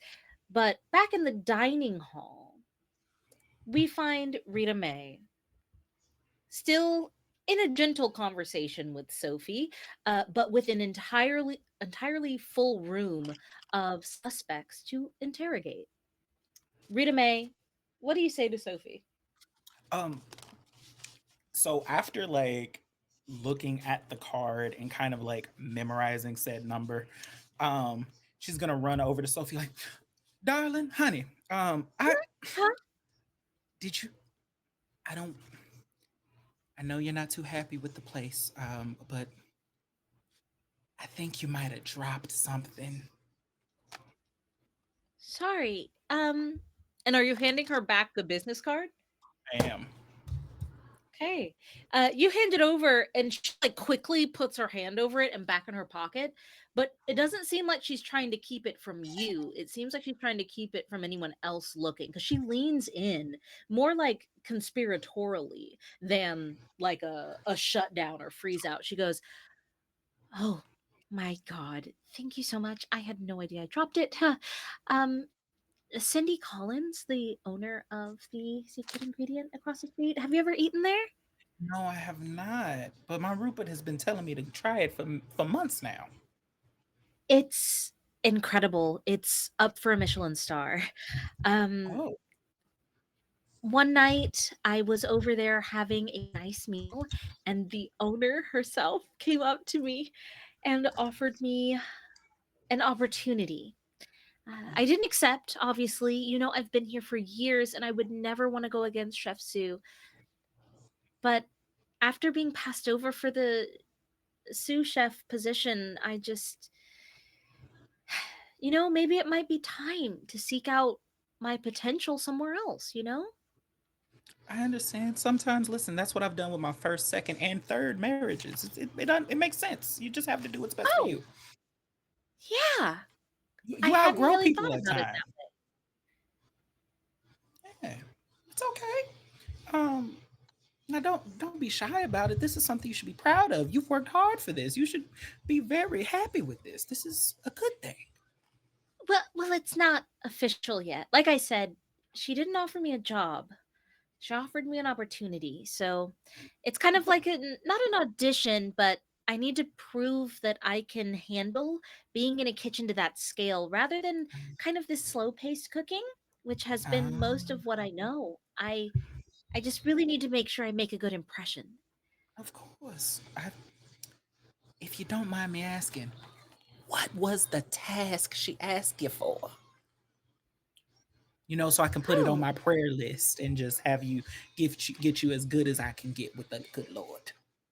oh, um, she just asked to show that I really have the fight in me, you know? No, I don't. Well, that's all she said, and I'm doing all I can to prove that I'm ready for this opportunity. And she like rubs her arm like, okay, baby. I think you will be just fine. Let me know if you need anything for this interview, this opportunity of yours. And I'm just like, Of course. I don't believe shit that's coming out of her mouth. I don't believe a damn thing. Yeah, she says, of course. I really need to get this back. So these Oh, of ingredients back course, to the freezer. of Okay, course. I'll be I'm right back. Like no, I no, said, no. feel free to ask anyone anything. I'm sure everyone will be honest with you. Mhm. She When she says, "I'm sure everyone will be honest with you," she cuts eyes at Charlie Davis in the corner, Okay, and then bustles off. okay. I'm gonna go chat with a couple other people, and then I'm gonna go run and fetch Millie and Grace. Okay. Okay, Um, thanks so much. And the she heads out back to the the kitchen second to that drop she off is the supplies. out of my eyesight, I kind of like head back into one of like not the corner, but like the hallway towards where Sue's office is. I pull out my little flip phone. They give me the and I call the number that was on the back of the card, and I'm seeing if anybody in this room picks up. You hear it ring a couple times, and then it picks up. Hi, I'm prepping for dinner rush right now. Is everything all right? Oh, hello. My name is Henrietta, and I'm just I was given your number because a friend of mine said that I should call you to get the chef special of sorts. They mentioned something Special. about a great opportunity. I'm sure I don't know what you're talking about. Rita May, is it? Um, I said my name was Henrietta, but yes, my friends call me Rita. I've heard so much about you. It's wonderful to finally make your, at least, verbal acquaintance. Interesting. Now, what have you heard about me, honey? I've heard nothing but great things about your restaurant, and I'm gonna be honest with you, darling. Um, I was really just calling on Sophie's behalf. Um, she's a little nervous about what you got her doing, so I was just trying to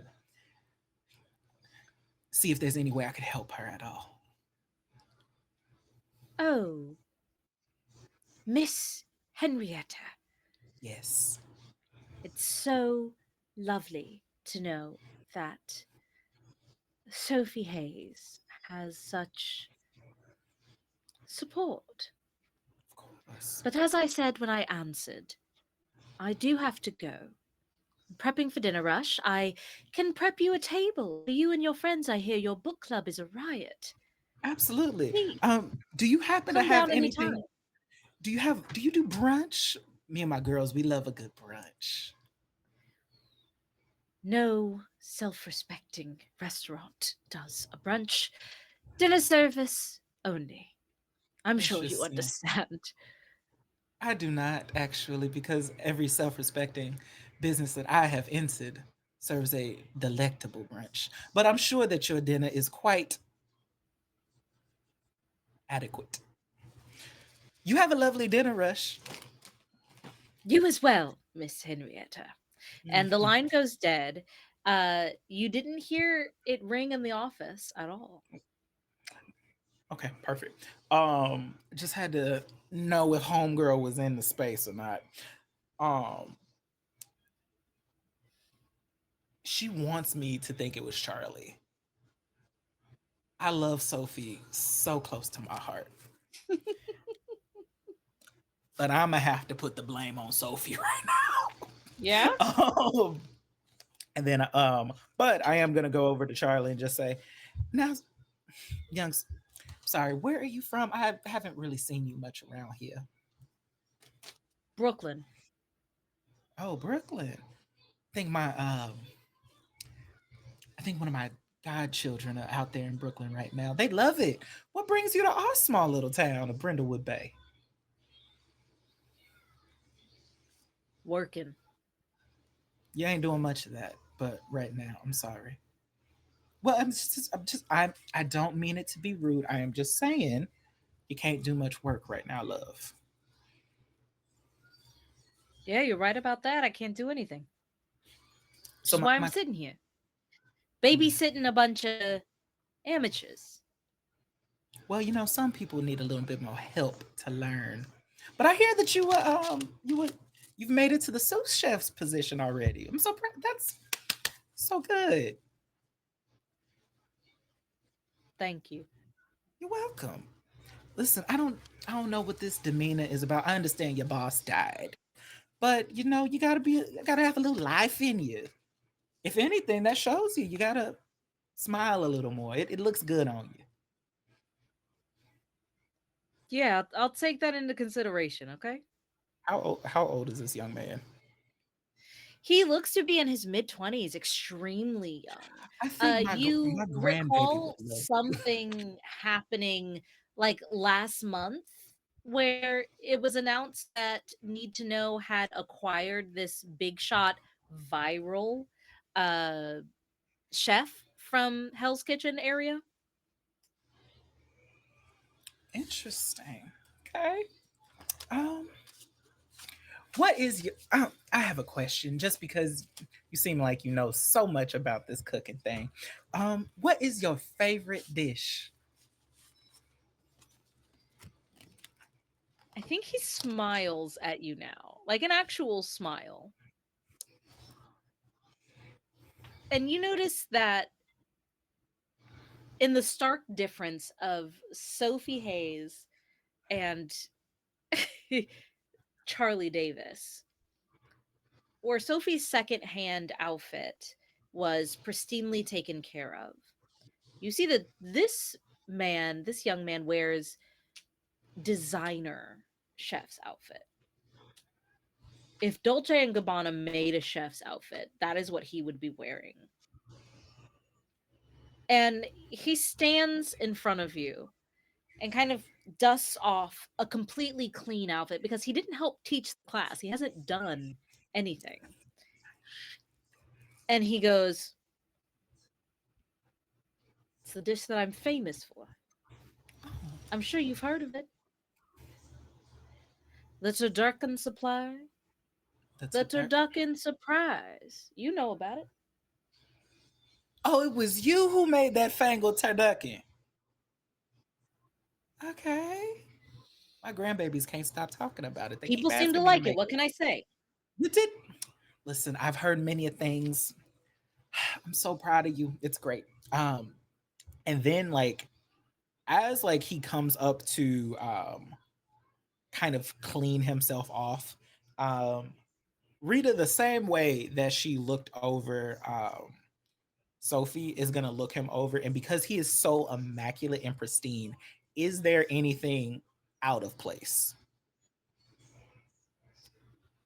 Give me. Hmm.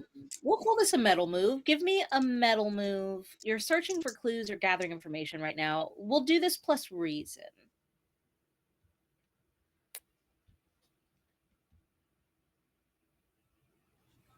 That's a 4. Okay. On a 4. Charlie Davis's physical representation of himself could not be more pristine. You don't see how there could be a single thing out of place, not even a flyaway thread at the seams, not even a piece of lint on him, not even some schmutz on the side of his cheek. There's nothing, down to Huh. his shoes, which are shined to perfection. Interesting. But even though you don't find a new clue, you found a book in the freezer I with did. a recipe that didn't seem normal. You saw that there was turkey, ham, and chicken, stuffing, and 4 feet of human intestine. You Oh, might have seen some dark recipe, some dark version of the turducken surprise, which made him famous and is apparently his favorite. huh. Oh my goodness. Thank you so much. And then she reaches into her little pocket. Is there any way you can write down this recipe for me? It's just so I can try it around Thanksgiving time, please. Yeah. All right. All right. I'll Thank do you, it. thank you. Or do you have or do you have a book you might recommend for me? Yeah. Sure. My turducken surprise has been put in, let's say, I think no less than 5 publications. Uh, See that nice flip phone? You got there? I could give you a link to the book. Now I can't work that stuff down. Please, just, and she like puts a paper in his hand and just write it down, baby. Oh, all right. Most people just ask for an autograph, but all right. Yeah, sure. And he takes a minute writing this down. You notice that there are a couple of people in here watching you more than the other classmates you had. As you're waiting for him to write down all of these ingredients and then actually in cooking instructions as well for how long to leave it in the oven at what temperature, um, you see that Rita Moreno, that short, bushy haired girl, is looking at you nervously out of the side of her eyes every so often. It has become full blown shifty at the longer you talk to Charlie Davis, which seems odd to you. Would get this girl my name. Um, hey Rita. I like thank you so much. Goes over to Rita and just like, hey girl, um, you okay? I understand that you and Sue were close. Just checking on, see how you doing, baby. You see that through her bifocal glasses that she blinks constantly through. You see that she has this pendant that she's fiddling with. And this is her first class. That was announced for her by Sophie Hayes before the class started as like and let's welcome a newcomer, Rita Moreno. So she's fiddling with this pendant and she looks up at you and goes, close? Sorry? I I was under the impression that you two were friends. I thought she was the reason why she finally talked to you to come in here. No, I found her class online. Oh, what's wrong? And like you look like you've seen a ghost, honey. What's wrong?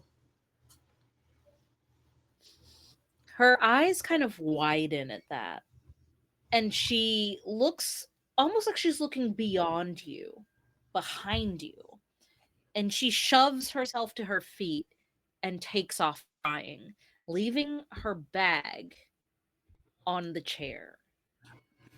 What do you do? I'm grabbing her bag and like Rita. It's fine. I need to go check on the girls anyway. I'll give this back to her later. And I take her bag and I head to the office.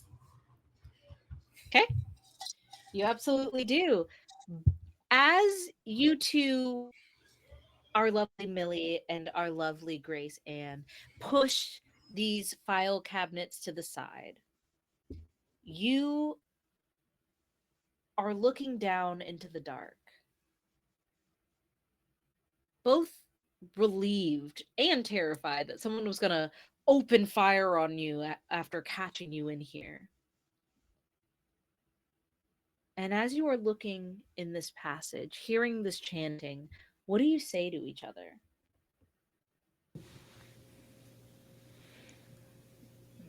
Well, my ancestors are telling me to not go in.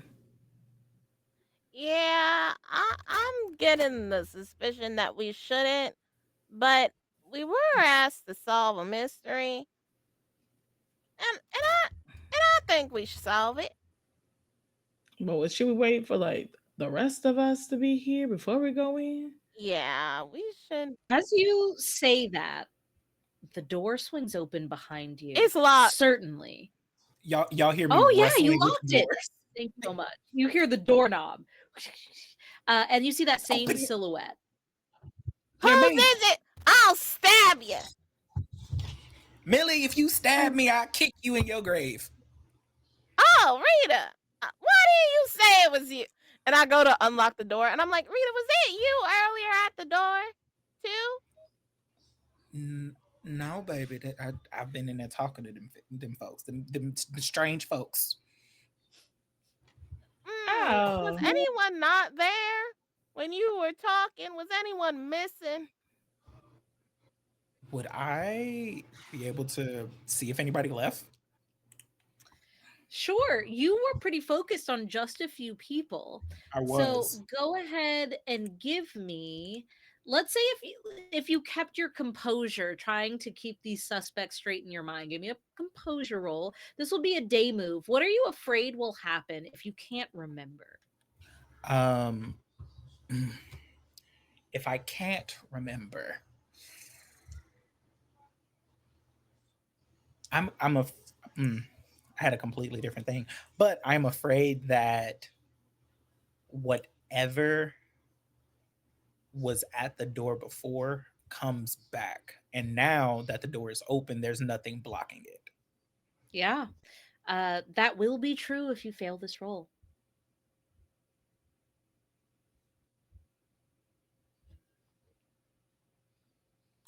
I want you to know, Keon hopes Rita fails. No!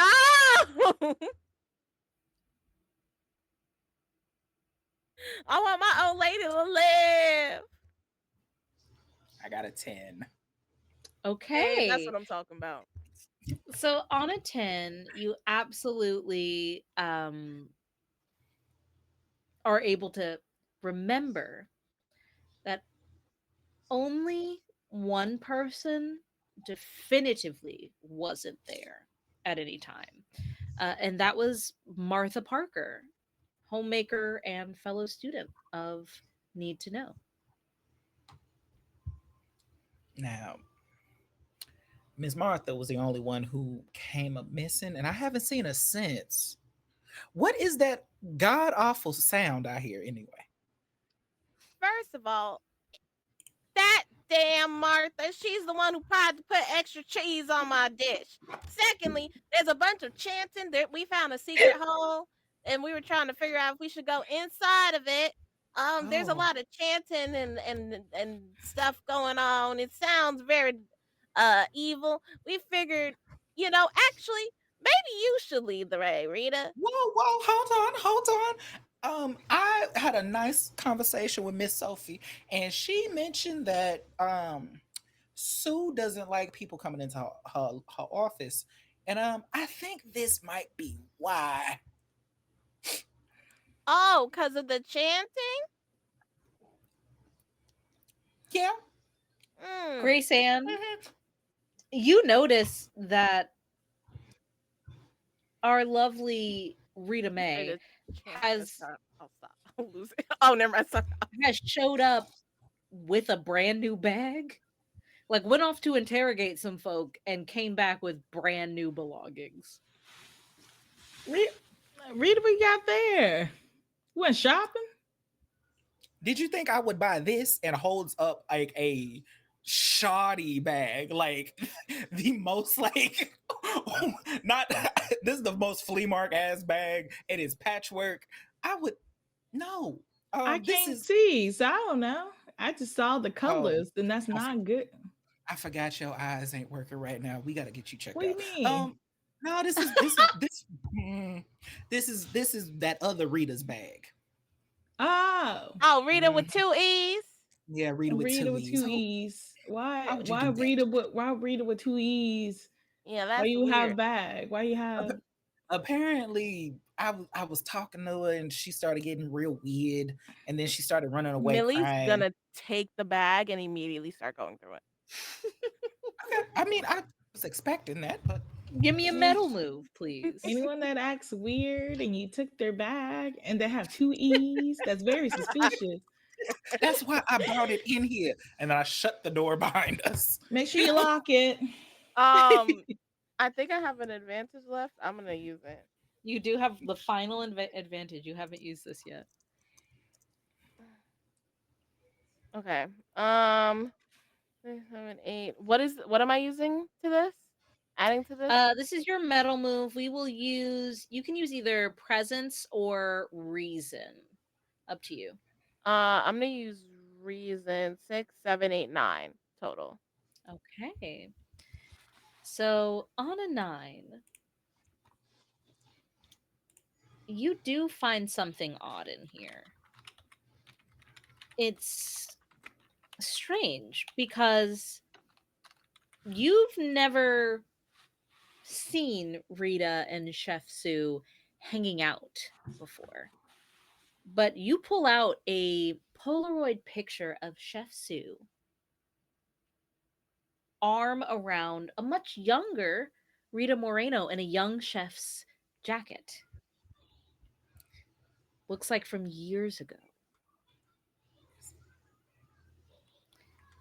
The complication with this is that it's not in front of Need to Know. It seems like it's somewhere else.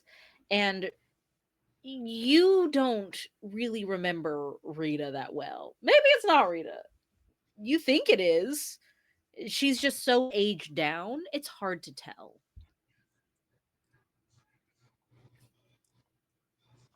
This doesn't it look like Rita Two with E's. two E's?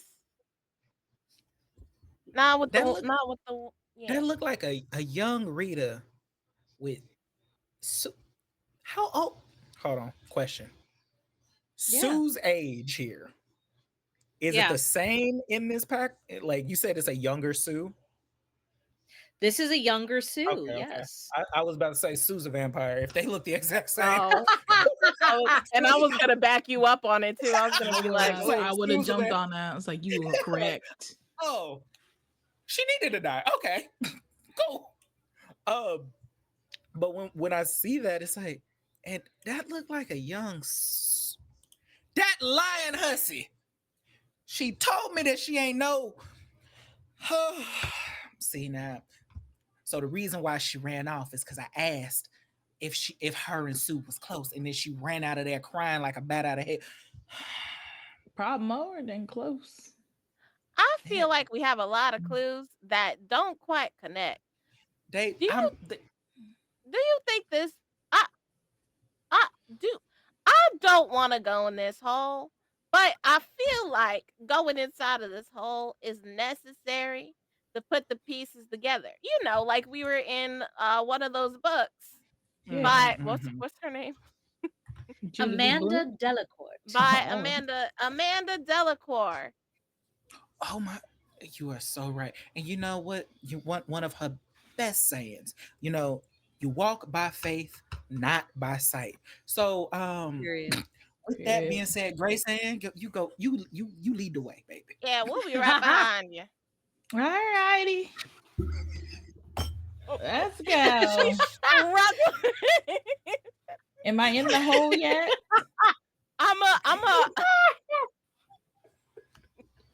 I'm a put Grace Ann on top of my scooter, but like on the basket. I imagine I have like a basket Yeah. that I use for groceries. So she is You still know in that, like front. I said, this is straight downstairs, Oh, deep underground. You gonna have to walk, baby. I feel like this would be a waste to use my Maven move for this, right? I feel like it would be. Yes. Anyway, okay. Yeah. I would. So I'm gonna be behind Grace Ann, and I'm just gonna, make sure she doesn't trip and fall in her face. Absolutely. Lord There's a have lot of mercy. stairs You here. step into. Yeah, there are a lot of stairs actually. You keep going down to where the pressurization of this tunnel that you're in gets heavier and heavier. You are deep underground. You see lining the walls, providing some light, but you don't know who lit them, are sconces reaching out, holding little torches that are shaped like hands.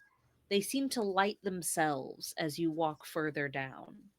The smell of dank, wet earth and the pressurizing feeling of descent is upon you. Now, there have been rumors for years about underground tunnels under the town, but what is a sign you notice? Grace Ann will go with you first, that makes you think that these tunnels are frequently used? Hmm. Uh, the tunnels has been frequently used because she probably notices like maybe candles wax on the wall that shows like candles was up there Yeah, lit up to light up a passageway. beautiful. You do notice that as you are, again, a little at disadvantage for sight, but as you're touching the walls, you feel that candle wax. And it's not like hardened, it's not like ancient, it's frequently used. You're next in line, Millie. What do you notice that makes you think this area is frequently used? Um, oh, y'all are gonna hate me for this. I bet y'all I won't. see I see little like drawings made from blood. And it's very clear that they are like, cause old blood has a color. It's like brown and Absolutely. like a little crusty. This is not old. And the uh different drawings actually vary in color. Where it's like, these are definitely older, but these were made like today. Right. Then I would love to ask Rita May, as you are walking forward, you notice the candle wax because Grace Ann points it out. You notice the blood paintings because Millie points it out. You're the last one here. As the last ray of light from the surface of Need to Know fades away and you're just in the dark now, for the first time, you see that there is a divergence of the path. It's still a straight shot, but there is a hallway connected that's almost alley like. As you move towards it as a group, you can hear that chanting growing louder. Deus ema, kimedomu. It gets louder and builds. And Henrietta, you've had the sensitivity rolls so far. Your small line shuffles forward, you in the caboose. And as you're passing this alleyway, you get a strong urge to turn and look. What do you do here? I have one question that is going to paint a whole lot of pictures. Is this what we're walking on dirt or is it paved of some kind? It is dirt. Beautiful.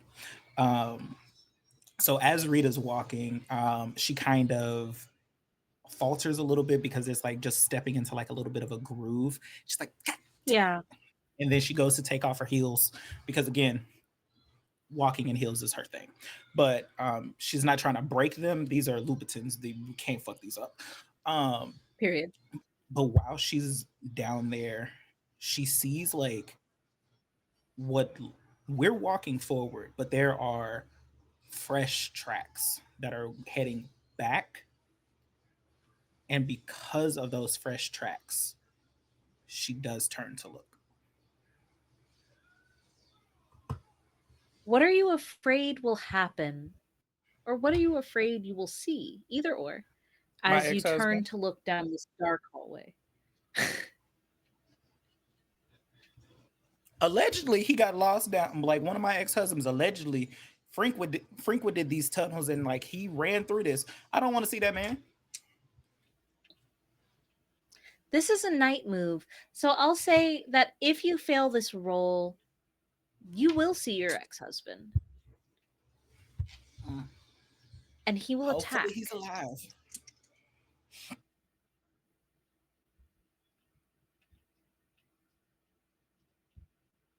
Go ahead Am and I roll adding him? me. Yes, this will be a night move, and I'm thinking this will be plus sensitivity. Okay. Let's see what we got here. Mm.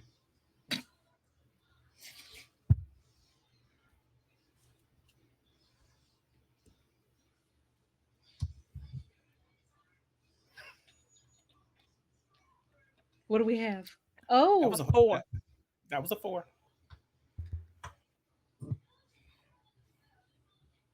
okay. The chanting grows and billows out.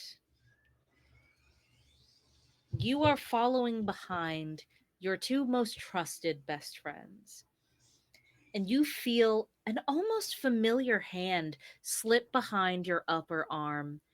And before you can gasp or scream or alert your fellow ladies to what's happening, you are pulled into this alley. It's like you were never there. Girls, you don't notice this happen.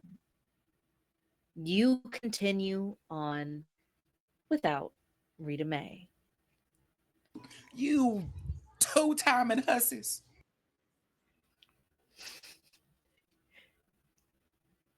Rita, you are being pulled toward a room full of candlelight.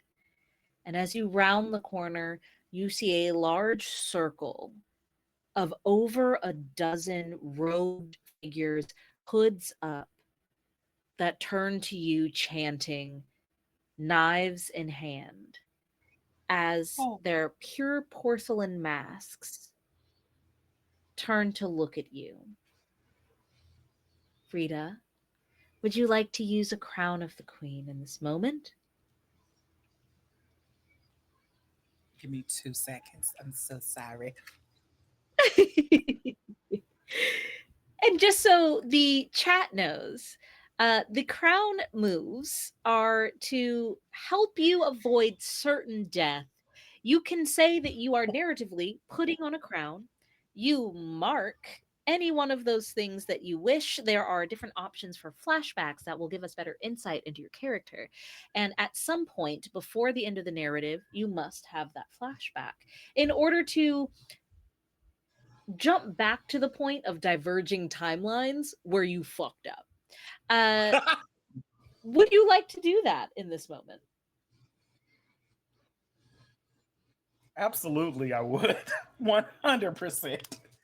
Okay. You don't have to tell me which one you're marking, but go Okay. ahead and mark one. And before Okay. you can use this move again, you have to have that flashback narratively with us. So Okay. you can insert that anytime. And if there's just like no room for it before the end of the game, I will ask you for it before we close out. Okay. Okay.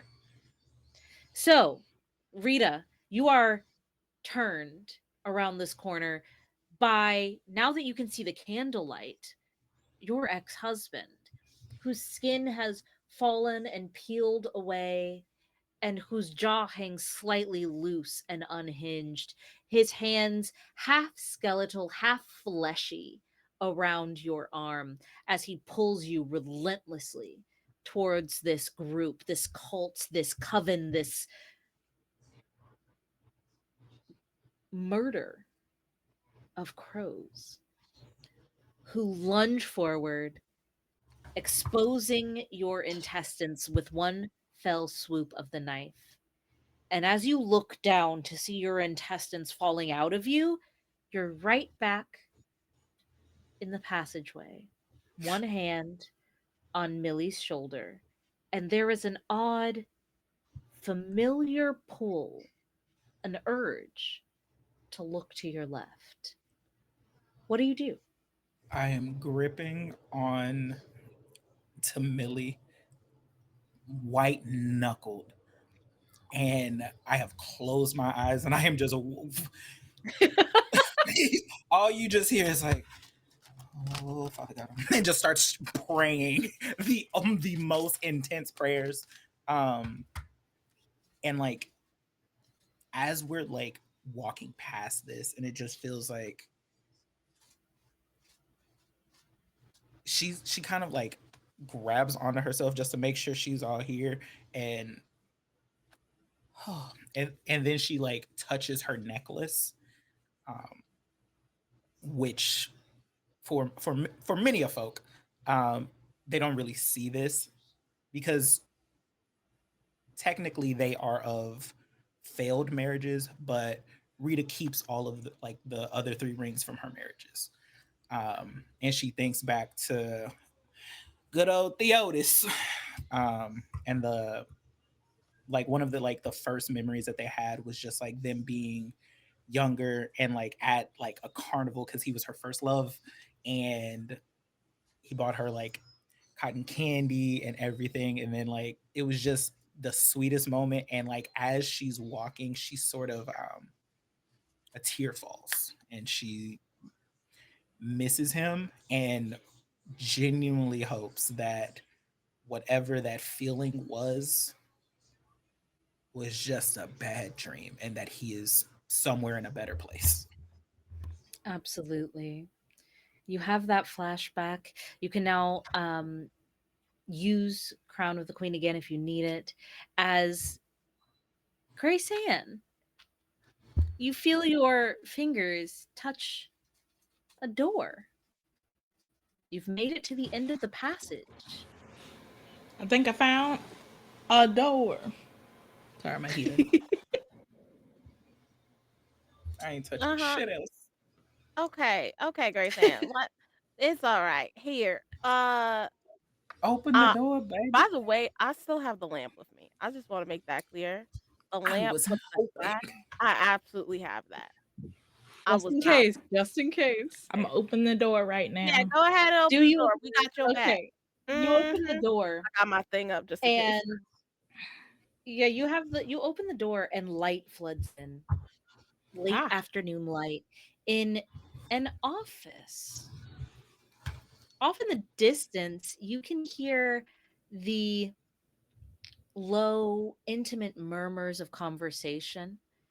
You can hear the clink of maybe an expensive silverware or maybe intimately toasted glasses. You realize that as the light kind of clears and your eyes adjust to where you're at, you're standing in another office of a restaurant.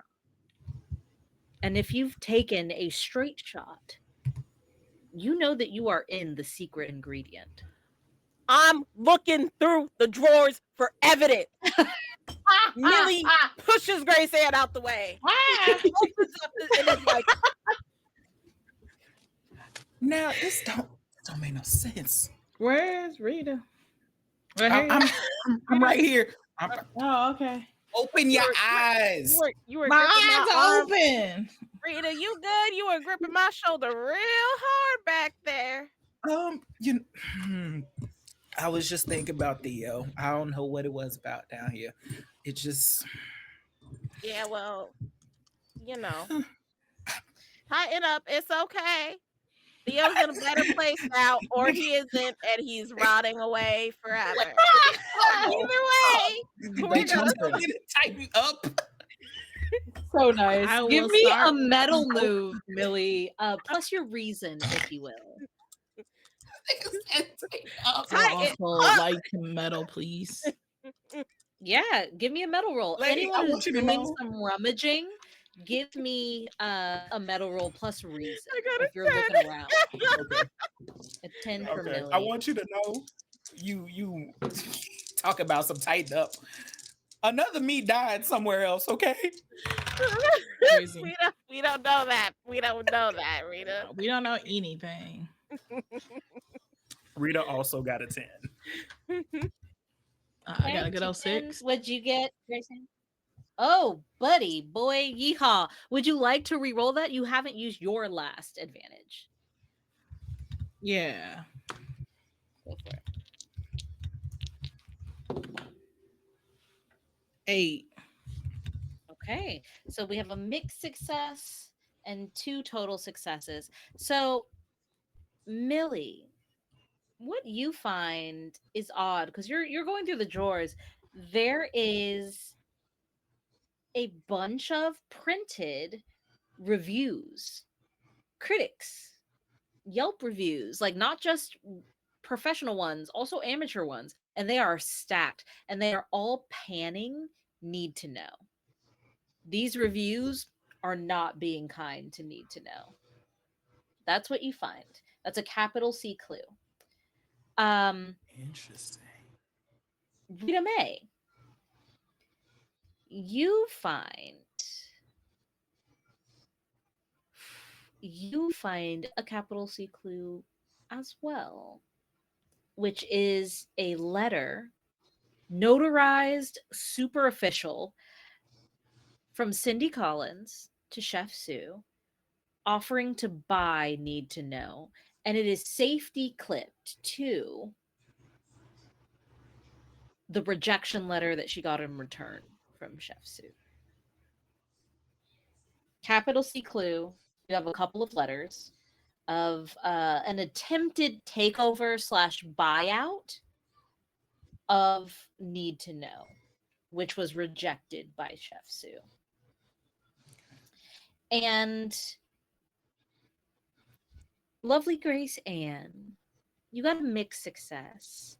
I will say that you find some security footage that is just on repeat, this like same 2 minutes. So it's not like you have to go digging or know how to use technology. It's on repeat, on replay in this office of Chef Sue just outside of Need to Know, arguing dramatically, not violently, but dramatically with someone else who you can't quite make out. That's the complication here. So, just to recap, I'm going to let you know what clues you have right now because you have enough that we can now do some recon and sit down and talk through our theories. Currently, you have a crumpled recipe that you found on Chef Sue's body that was not written in Chef Sue's handwriting. You have a book of natural remedies and poisons that, when opened, only reveals odd symbols and strange recipes. You have a business card. Well, you don't have it, but you found it. There is business card for the secret ingredient with a message on the back: call me if you want to do business, or let's do business, with a private number directly to Cindy Collins. You have, but that was found on, of course, Sophie Hayes, not Chef Sue. You have a newspaper article found in Chef Sue's office about a death at Chef Sue's first restaurant before she owned Need to Know. You have reviews upon reviews panning Need to Know in general. You also found a restraining order, unfilled out to completion, signed by Chef Sue, but not filled out against anyone in particular. But you know that it was going to be filed. There's a photo of Chef Sue with a younger version of someone there that you think is Rita Moreno. You see papers, letters, back and forth exchanges from Cindy Collins and Chef Sue in an attempt to buy Need to Know, with a rejection in return. And also your final clue, which is security footage of Chef Sue arguing with someone, though it's very hard to make out who. So, just to be clear, Millie found the thing about the reviews, right? Yes. And also, I'm so sorry, I forgot one. You also have a brochure that Millie found. Um, that is the cigarette burn on Chef Sue's face that could have come from anyone. Do I see cigarettes in this office and or a thing of handwriting, like anything written by this is Cindy's office, so I imagine there's something Yeah, written. you do see her handwriting on different stuff in here for sure. Does it match the crumpled recipe? It would be hard to tell. You could make a case that it could, for sure. Doesn't look like an exact match, but it's pretty similar. We Um, got I have a adding question to that. yes. Does the crumpled recipe look like Mr. Davidson's writing that I got from him? Charlie Davis. Mm-hmm. Unfortunately, they look really similar. Oh. Um, it could be either of their handwriting. You can make a case for either. But as you are rummaging around, you hear someone approaching this office. What do you do? Ah, I gotta grab my pillow. no, no, no, no, no, no. We, We Oh. can, I'm gonna lock the door. I'm gonna lock the door this time, and Okay. I'm gonna be like, "Let's go. Goodbye. We got everything we need." And I take I'm a, all the evidence, and I I'm a just leave. barricade the Okay. door too. We go. Amazing. Then I won't have you do any night moves for this. You took pretty good care of it. We'll say that you are able to get back to the kitchen area of Need to Know, going through the passage, staying straight ahead, staying together, not veering from the path, leaving Chef Sue's office and putting everything back as close as you can to how it was. Um, and you still have the kitchen to yourselves. Everyone else is still in the dining hall. You have enough clues 1, 2, 3, 4, 5, 6, 7, 8, 9, 10 to where you can now make a theory. By doing this move, you will need to theorize together on who you think did it. And the more clues you use in your theory, the more you get to add to your roll to theorize. If you use 6, because this is a difficulty 6 mystery, then you just add nothing. If you use 7, it's a +1. You use 8, it's a +2. You use 9, it's a +3. And you currently have 10 clues. So if you can work in at least 7, you'll be rolling +1. The more you use, the more you add. So, who has a theory? I believe I have solved this mystery. It's Millie. Just in case anybody needed to know, it's me, Mildred Abraham Christmas. Mm-hmm. Let's hear Mm. it. We So know. here's what I think happened. Chef Sue has been trying to poach, uh, take from, or not Chef Sue, Cindy Lou Who has been trying to take from Chef Sue for years. Years. We see that in the buying of the receipts and all that stuff. We see that in the because they were negative reviews, right? Yes, they were. Yeah. We see that in the negative reviews. Obviously, Cindy Lou Who must have been sending those to tank down Chef Sue's reputation. Plus, also trying to poach um Sophie and uh the passageway in between the two offices, suspicious. Suspicious. I have to look at You've these. so far used 3 clues. Also, I think that this crumpled recipe looks an awful lot like the writing that was in Cindy's office, and Sue was trying to get a restraining order on someone based on the evidence that we have. It does seem that she was being harassed by Cindy Lou Who. Who made that passageway? Probably Cindy Lou Who to stalk her and harass her. Um, You currently 1, 2, 3, 4, 5, 6.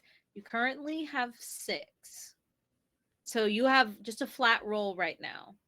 If you want to make a case for Cindy Collins sending that brochure or being the person that Chef Sue was arguing with in the security footage, or anything like that, you absolutely can. uh, oh, go ahead. Chris, I was say Chris brought up the it's like, oh, the footage. I can't tell who it is, but if you want to use your eyes for that, that looks like awful suspicious. I think so. I think it is. And what Did size we? shoe does she wear? Oh, it looked like it looked like this. I don't know if that was an official clue, but that was it looks like in between 7 to 8.5, just like on that toilet paper. Mm-hmm. Embarrassing. Or no Embarrassing. shame, and she seems like someone with no shame. What do you think, Rita? Did we find any cigarettes in that lady's office? I You I didn't find any cigarettes themselves, but you could make a case that it smelled like cigarettes when you were in Was there. there an ashtray? You could make a case for one. You didn't find a capital C clue in here that Mm-hmm, was an mm-hmm. ashtray. But you Okay. can make a case for saying you saw an ashtray or saying you saw an empty pack of cigarettes that makes you think she's a smoker, or in a picture on her wall that she was smoking or something like that. That That's allowed in this game. lady looks and smells like a smoker.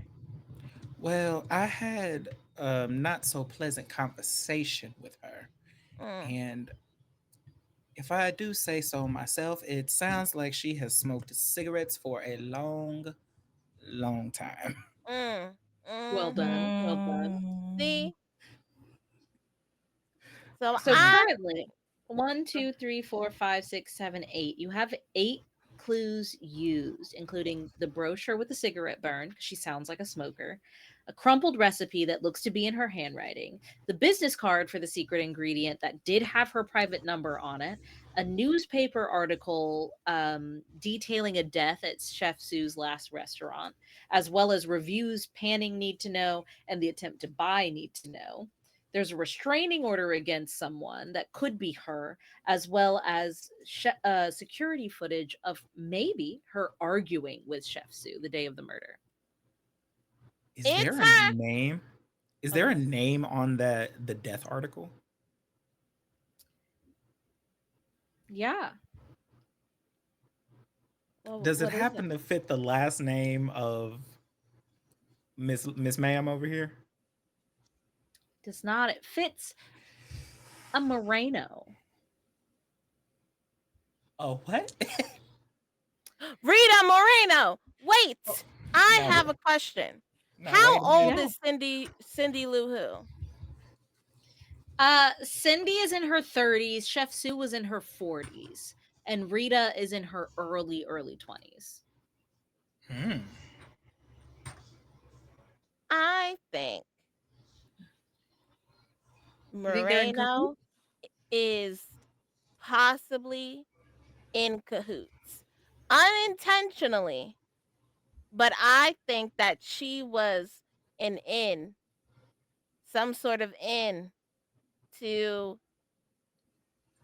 lull Sue into a false sense of security. This is my theory and I'm sticking to it. Grace That Ann, what about you? What do you think? Hmm. Like Grace Ann's following along with this fear and agrees that everything that Millie's saying. Everything sounds logical to her and her broken eyes right now. It Uh, sounds feasible.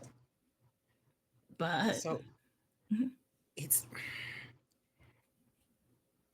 I don't just see the motive. That's all. And I if you if she had an in with Sophie, why does she need an in with Rita? It's my only question. And mainly maybe I want to Sophie protect wouldn't do it. Sophie. I don't think she would. She was very nervous.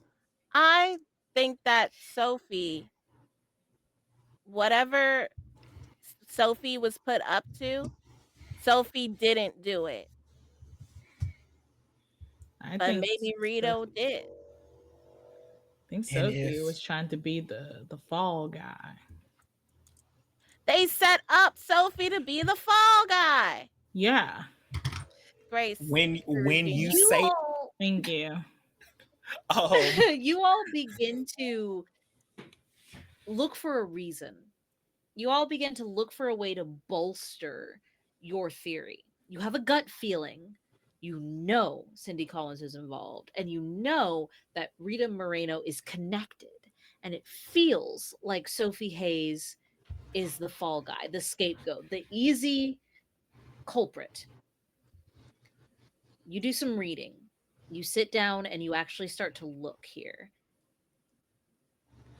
you realize that the person who passed in that newspaper article from Chef Sue's first restaurant must be Rita Moreno's mother. That Rita Moreno came to Chef Sue's first cooking class hosted in her old restaurant. And that something, some kind of herb, some poisonous herb, had somehow gotten into the cooking class food, poisoning many people, but only to critical condition. Rita Moreno's mother was the only one who did not survive.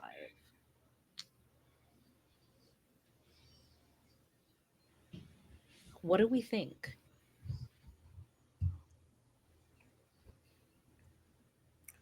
I think they're work. I think Sydney and Rita are working together. That makes sense. Rita puts her heels back on, dusts off her dress. If that Rita is trying to set up Sophie just to get a sliver of revenge, oh, she's got another thing coming. Now, ooh, I promise you that.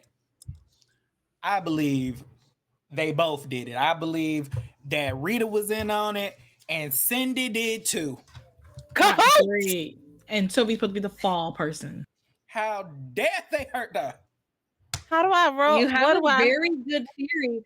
You need to choose one of you three to roll 2d6, and you are going to add, excuse me, 1, 2, 3, 4, 5, 6, 7, 8. This is going to be a +2 roll. I have faith Who's in feeling lucky? I have faith in What are we adding to it? Millie. 2, just +2. Just And plus That's two. how me? many clues I have you used faith your in theory. Millie Wait, because but you started it. we added the Rita thing. So should it be +3? The What's the the clue that you're connecting to read? the Polaroid picture and young Rita and the article. I think one of them was already included, but I don't think we included the Polaroid picture. Yeah, it would be a +3. If you're adding the Polaroid, it would be a +3. So all you have to do is roll 2d6. It's a theorized roll. Add 3 to it. We'll see if you're right. Do I have any advantages? I don't think so. Can I take Nope. somebody's advantage? We're all out. I don't think anybody Double has. sixes! Double sixes! Them Double bitches did it. sixes! Six! Lock them up now. I I got just my put 50. handcuffs. Lock them up! Lock them up. Them hussies did it. That's a good old 15. And right, Put them in jail! I'm calling My 911 for walking back up. Citizens arrest! I get on my scooter. Grace gets on the scooter. Yeah, you're back on your scooter. My beautiful murderous Mavens, you have done it again. You've put the pieces together. You've figured it out through bravery and teamwork and sass and know-how.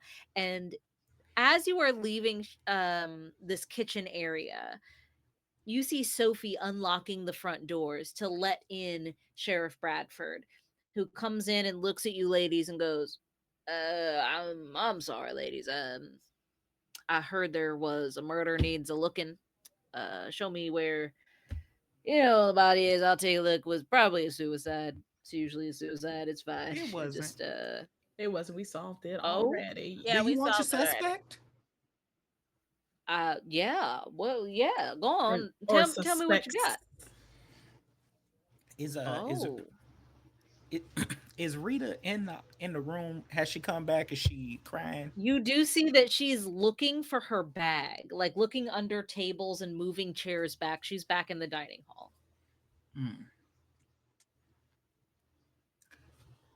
Well, officer, I think one of your suspects is right there, the one frantically looking for something, and her cohort is across the street.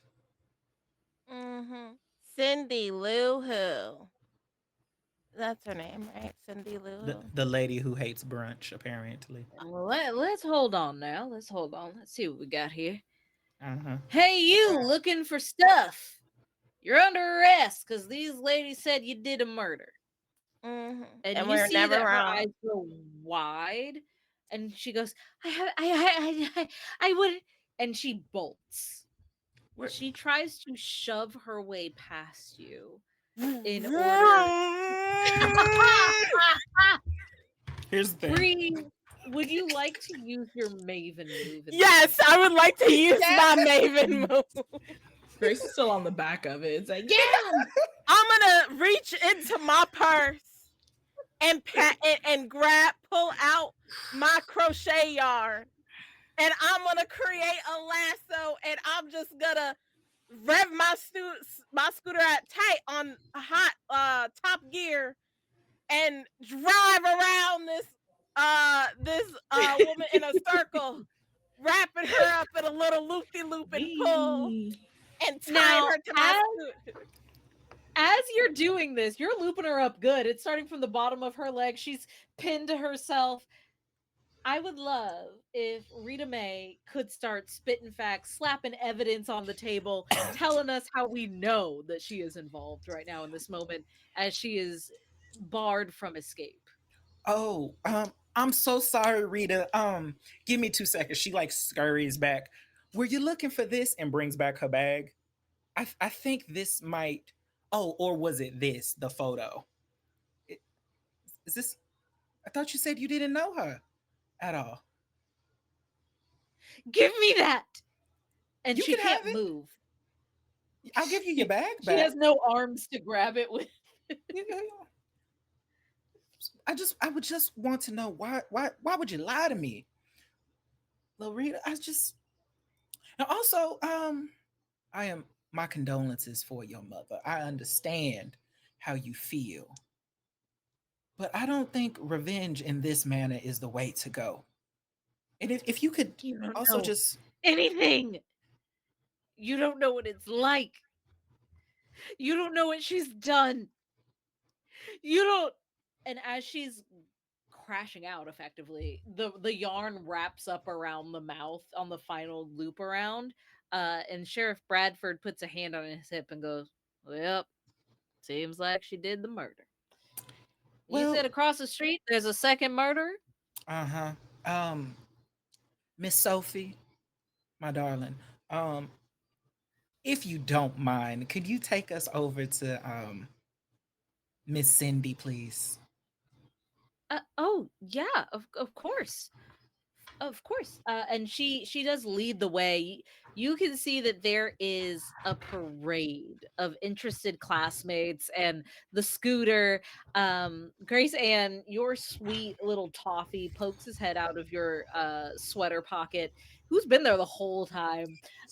It's like looking around as you all cross the street. You can see uh that Cindy Collins comes out just finishing welcoming the first dinner rush. And as she sees you approaching with Rita Moreno in yarn prison, her eyes narrow and she turns her head up like this.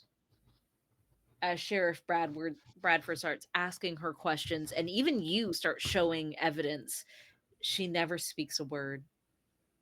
Hmm. She is put in handcuffs. She is put in the back of the car here, along with a yarned up Rita Moreno. Do you have any last words before they drive off to jail? You're locked up. They won't let you out. They won't. I have one thing to say after everybody else. Yeah. I was like, I hope they lock you up away for a very, very long time. And also, your cooking stinks. Yeah, I said That's it. Cindy Collins. How dare you not have Yeah. brunch, you That weirdo? You're a weirdo. That is what Rita Oh, leans in I'm to so say, sorry. and it's just like, I guarantee if you would have had brunch at your place, she probably would have took your offer, and you wouldn't have to kill her. Now look at you, gonna be doing life. terrible old bitties. And the window gets rolled back up. You can see her still yelling in the car as the car drives off. Sheriff Bradford just goes, ladies, and drives away into the sunset, where there's a couple people leaning out of the patio of the secret ingredient looking around. The rest of the classmates who had taken the class with you are kind of like scratching their heads like, okay, I guess there was a conspiracy to murder our teacher today, and kind of disperse. You were able to, once again, as a book club, head to your cozy places where you're able to replenish and talk over the day, whether that's gardening or crocheting or being in your lovely homes or just with your kitten on your lap. You're able to, it's just another Wednesday. It's You're able to relax. You do this all the time. It rolls off your back at this point. You are the most capable bitches in Brindlewood Bay. And as we Mm. cut from the narrative, we dive deep underground of this quiet, sleepy little seaside town. That chanting growing again. We go into a room where it's just lit by candles and a circle of robed, hooded figures. One of them removes a porcelain mask and takes the hood off. You see Charlie Davis as he reaches into a bucket of human intestines and smiles as he shoves it into a turkey carcass. The chanting grows and grows. There is something sinister coming, something big. And that's what we'll end our RP. Thank you so much for joining us tonight for Brindlewood Bay, the murder mystery full of grannies and occult issues. These lovely, badass grandmas, nanas, wonderful women did amazing tonight. They nailed it. A 15. I've never seen that high of a roll on the theorize check. You did incredible. Let's go back around, and instead of just saying who you played, you can also tell us about everything you have coming up, uh, what we can look forward to, how we can find you. Let's start with, we'll go the opposite way. Let's start with Bree this time. Hello, I am Bree. You can find me most places as Brenna Nikki or Busy Bree, Bizzy. What do I have for this month? Honestly, I think I'm oh wait, Hex Heist. Tune in every Friday for the rest of this month, which is this Friday and also next Friday on Girls Run These Worlds for Hex Heist. We're playing Meadow System. It's a fantastic system. I cannot wait until it fully releases. Meadow wrote it themselves. It's so amazing. And we're all witches trying to save our hex, mentor. So really cool. Go check it out. Girls Run These Worlds, 8 p.m. Eastern. Spunky Taylor is there. And a bunch of other people are there. So check it out. And that's all I have. Check me out at the Linktree link down below to my things. If you can't find me at any of those places, I don't exist. Bye. Pod speed. Lovely. Keon, would you like to go next? Hello, you beautiful people. I am Keon. I go by Brother Keon across all of the internets. That is BRUTHAQUEON. Please don't misspell my name. I don't know them other folks. But yeah, I had I had an amazing time playing Rita. I did not think that this lady would steal my heart so quickly, but it's been a blast.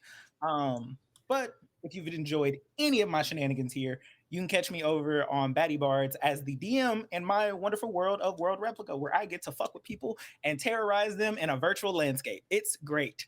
I'm having a blast and I love it so much. It is an audio format only, so don't expect video. Just so you guys know, it's on all streaming sites. Episode 3 will be out this Friday, so I'm very excited. And then other than that, the next big thing I have is also this Friday, my clothing brand launches. The Plot Armory will be open for business, baby. So yeah, I am super excited about that. Please, if you would like, join the mailing list. It's an amazing thing. This has been a labor of love and years in the making. And I'm very excited that this is finally happening. And it's something that I can be super proud about. Because again, everybody deserves a little plot armor, and you're the main character of your story, so you deserve it too. That's me. Period. Love it. Thank you so much for being here. That was an incredible spiel. Taylor, take it away. Tell the people where they can find you and support you. Hey, it's me, Granny Taylor, aka Spunky Taylor here. I am like I'm a Granny black. Taylor's wild. I was like I'm a black variety content. Unhinged. Hey, last time was Crash Out Taylor. So here I am, Granny Taylor, the new persona. I'm a Black Variety content creator. If you're not done being sick of me, you can see me on Thursday on Help Action Needed channel. If you love the game Life is Strange, you'll see me and Meta there as we try to solve a mystery in town of Life is Strange. And then also, again, it's just like everybody said, Friday, I'll be there for Hex Heist. Also, very excited. Then we're back at it with the Hill we meet upon on Monday. We took a small break, but now we're back at it again. If you love to see emotional animals on Starcrawl. Love. Incredible. As you can see, everybody is very booked and busy because they're talented and deserve to be. So make sure you support these lovely players. Thank you for Imaginif just for letting us have this game and this space and the ability to play this lovely game and be as black as we are. It's lovely to be celebrated in the space. So thank you so much for giving us the ability to use our own voices. I am Meadow. I have been Meadow and will hopefully continue to be Meadow in the future. She, they pronouns. You can find me everywhere on the internet that matters at Howdy Love Darlin or Howdy Love Darlin GM. If you liked this game specifically, this one shot module, I wrote it and you can purchase it at my Patreon or my Patreon shop. You don't have to be a patron to get some games. There's also Tick Tick Bloom, which was referenced here, very spicy, and Wielder Weapon as well. At the end of this month, I'll be dropping my Regency game. So if you want indie games and you want to have a good time, go to my Patreon to support me. Tomorrow, you can find me at the Forgotten Adventure stream. It's our season finale. There will be a TPK. I can feel it in my bones. I'm calling it now. So come join us for that while I cry for 3 hours. Thursday, like we said, 20th is going to be Bad Moon Rising in the world of Life is Strange. We're going to do a murder mystery. Friday, it's Hex Heist. I cannot wait to do some Hex Heist. And then moving forward on the next Monday, we have the oh wait, nothing. No, we haven't decided when Tick Tick Bloom finale is going to be. So that's it for me. You can find me on all those places and some secret third other places if you follow me in my link tree /Binkins, which should be linked below. Thank you so much for being here. We reached our goal tonight. We raised above our goal during this stream. So thank you, chat, so much for being so generous and for supporting Black girls in the film industry because we make really good movies. And we are going to be rating the Noir Enigma. So follow all of us everywhere all the time and make sure that you say Meadow Cincha when we head over to the Noir Enigma right now. Right now, this very second. Okay, bye, y'all. Thank you for this lovely murder mystery time. We'll see you next time.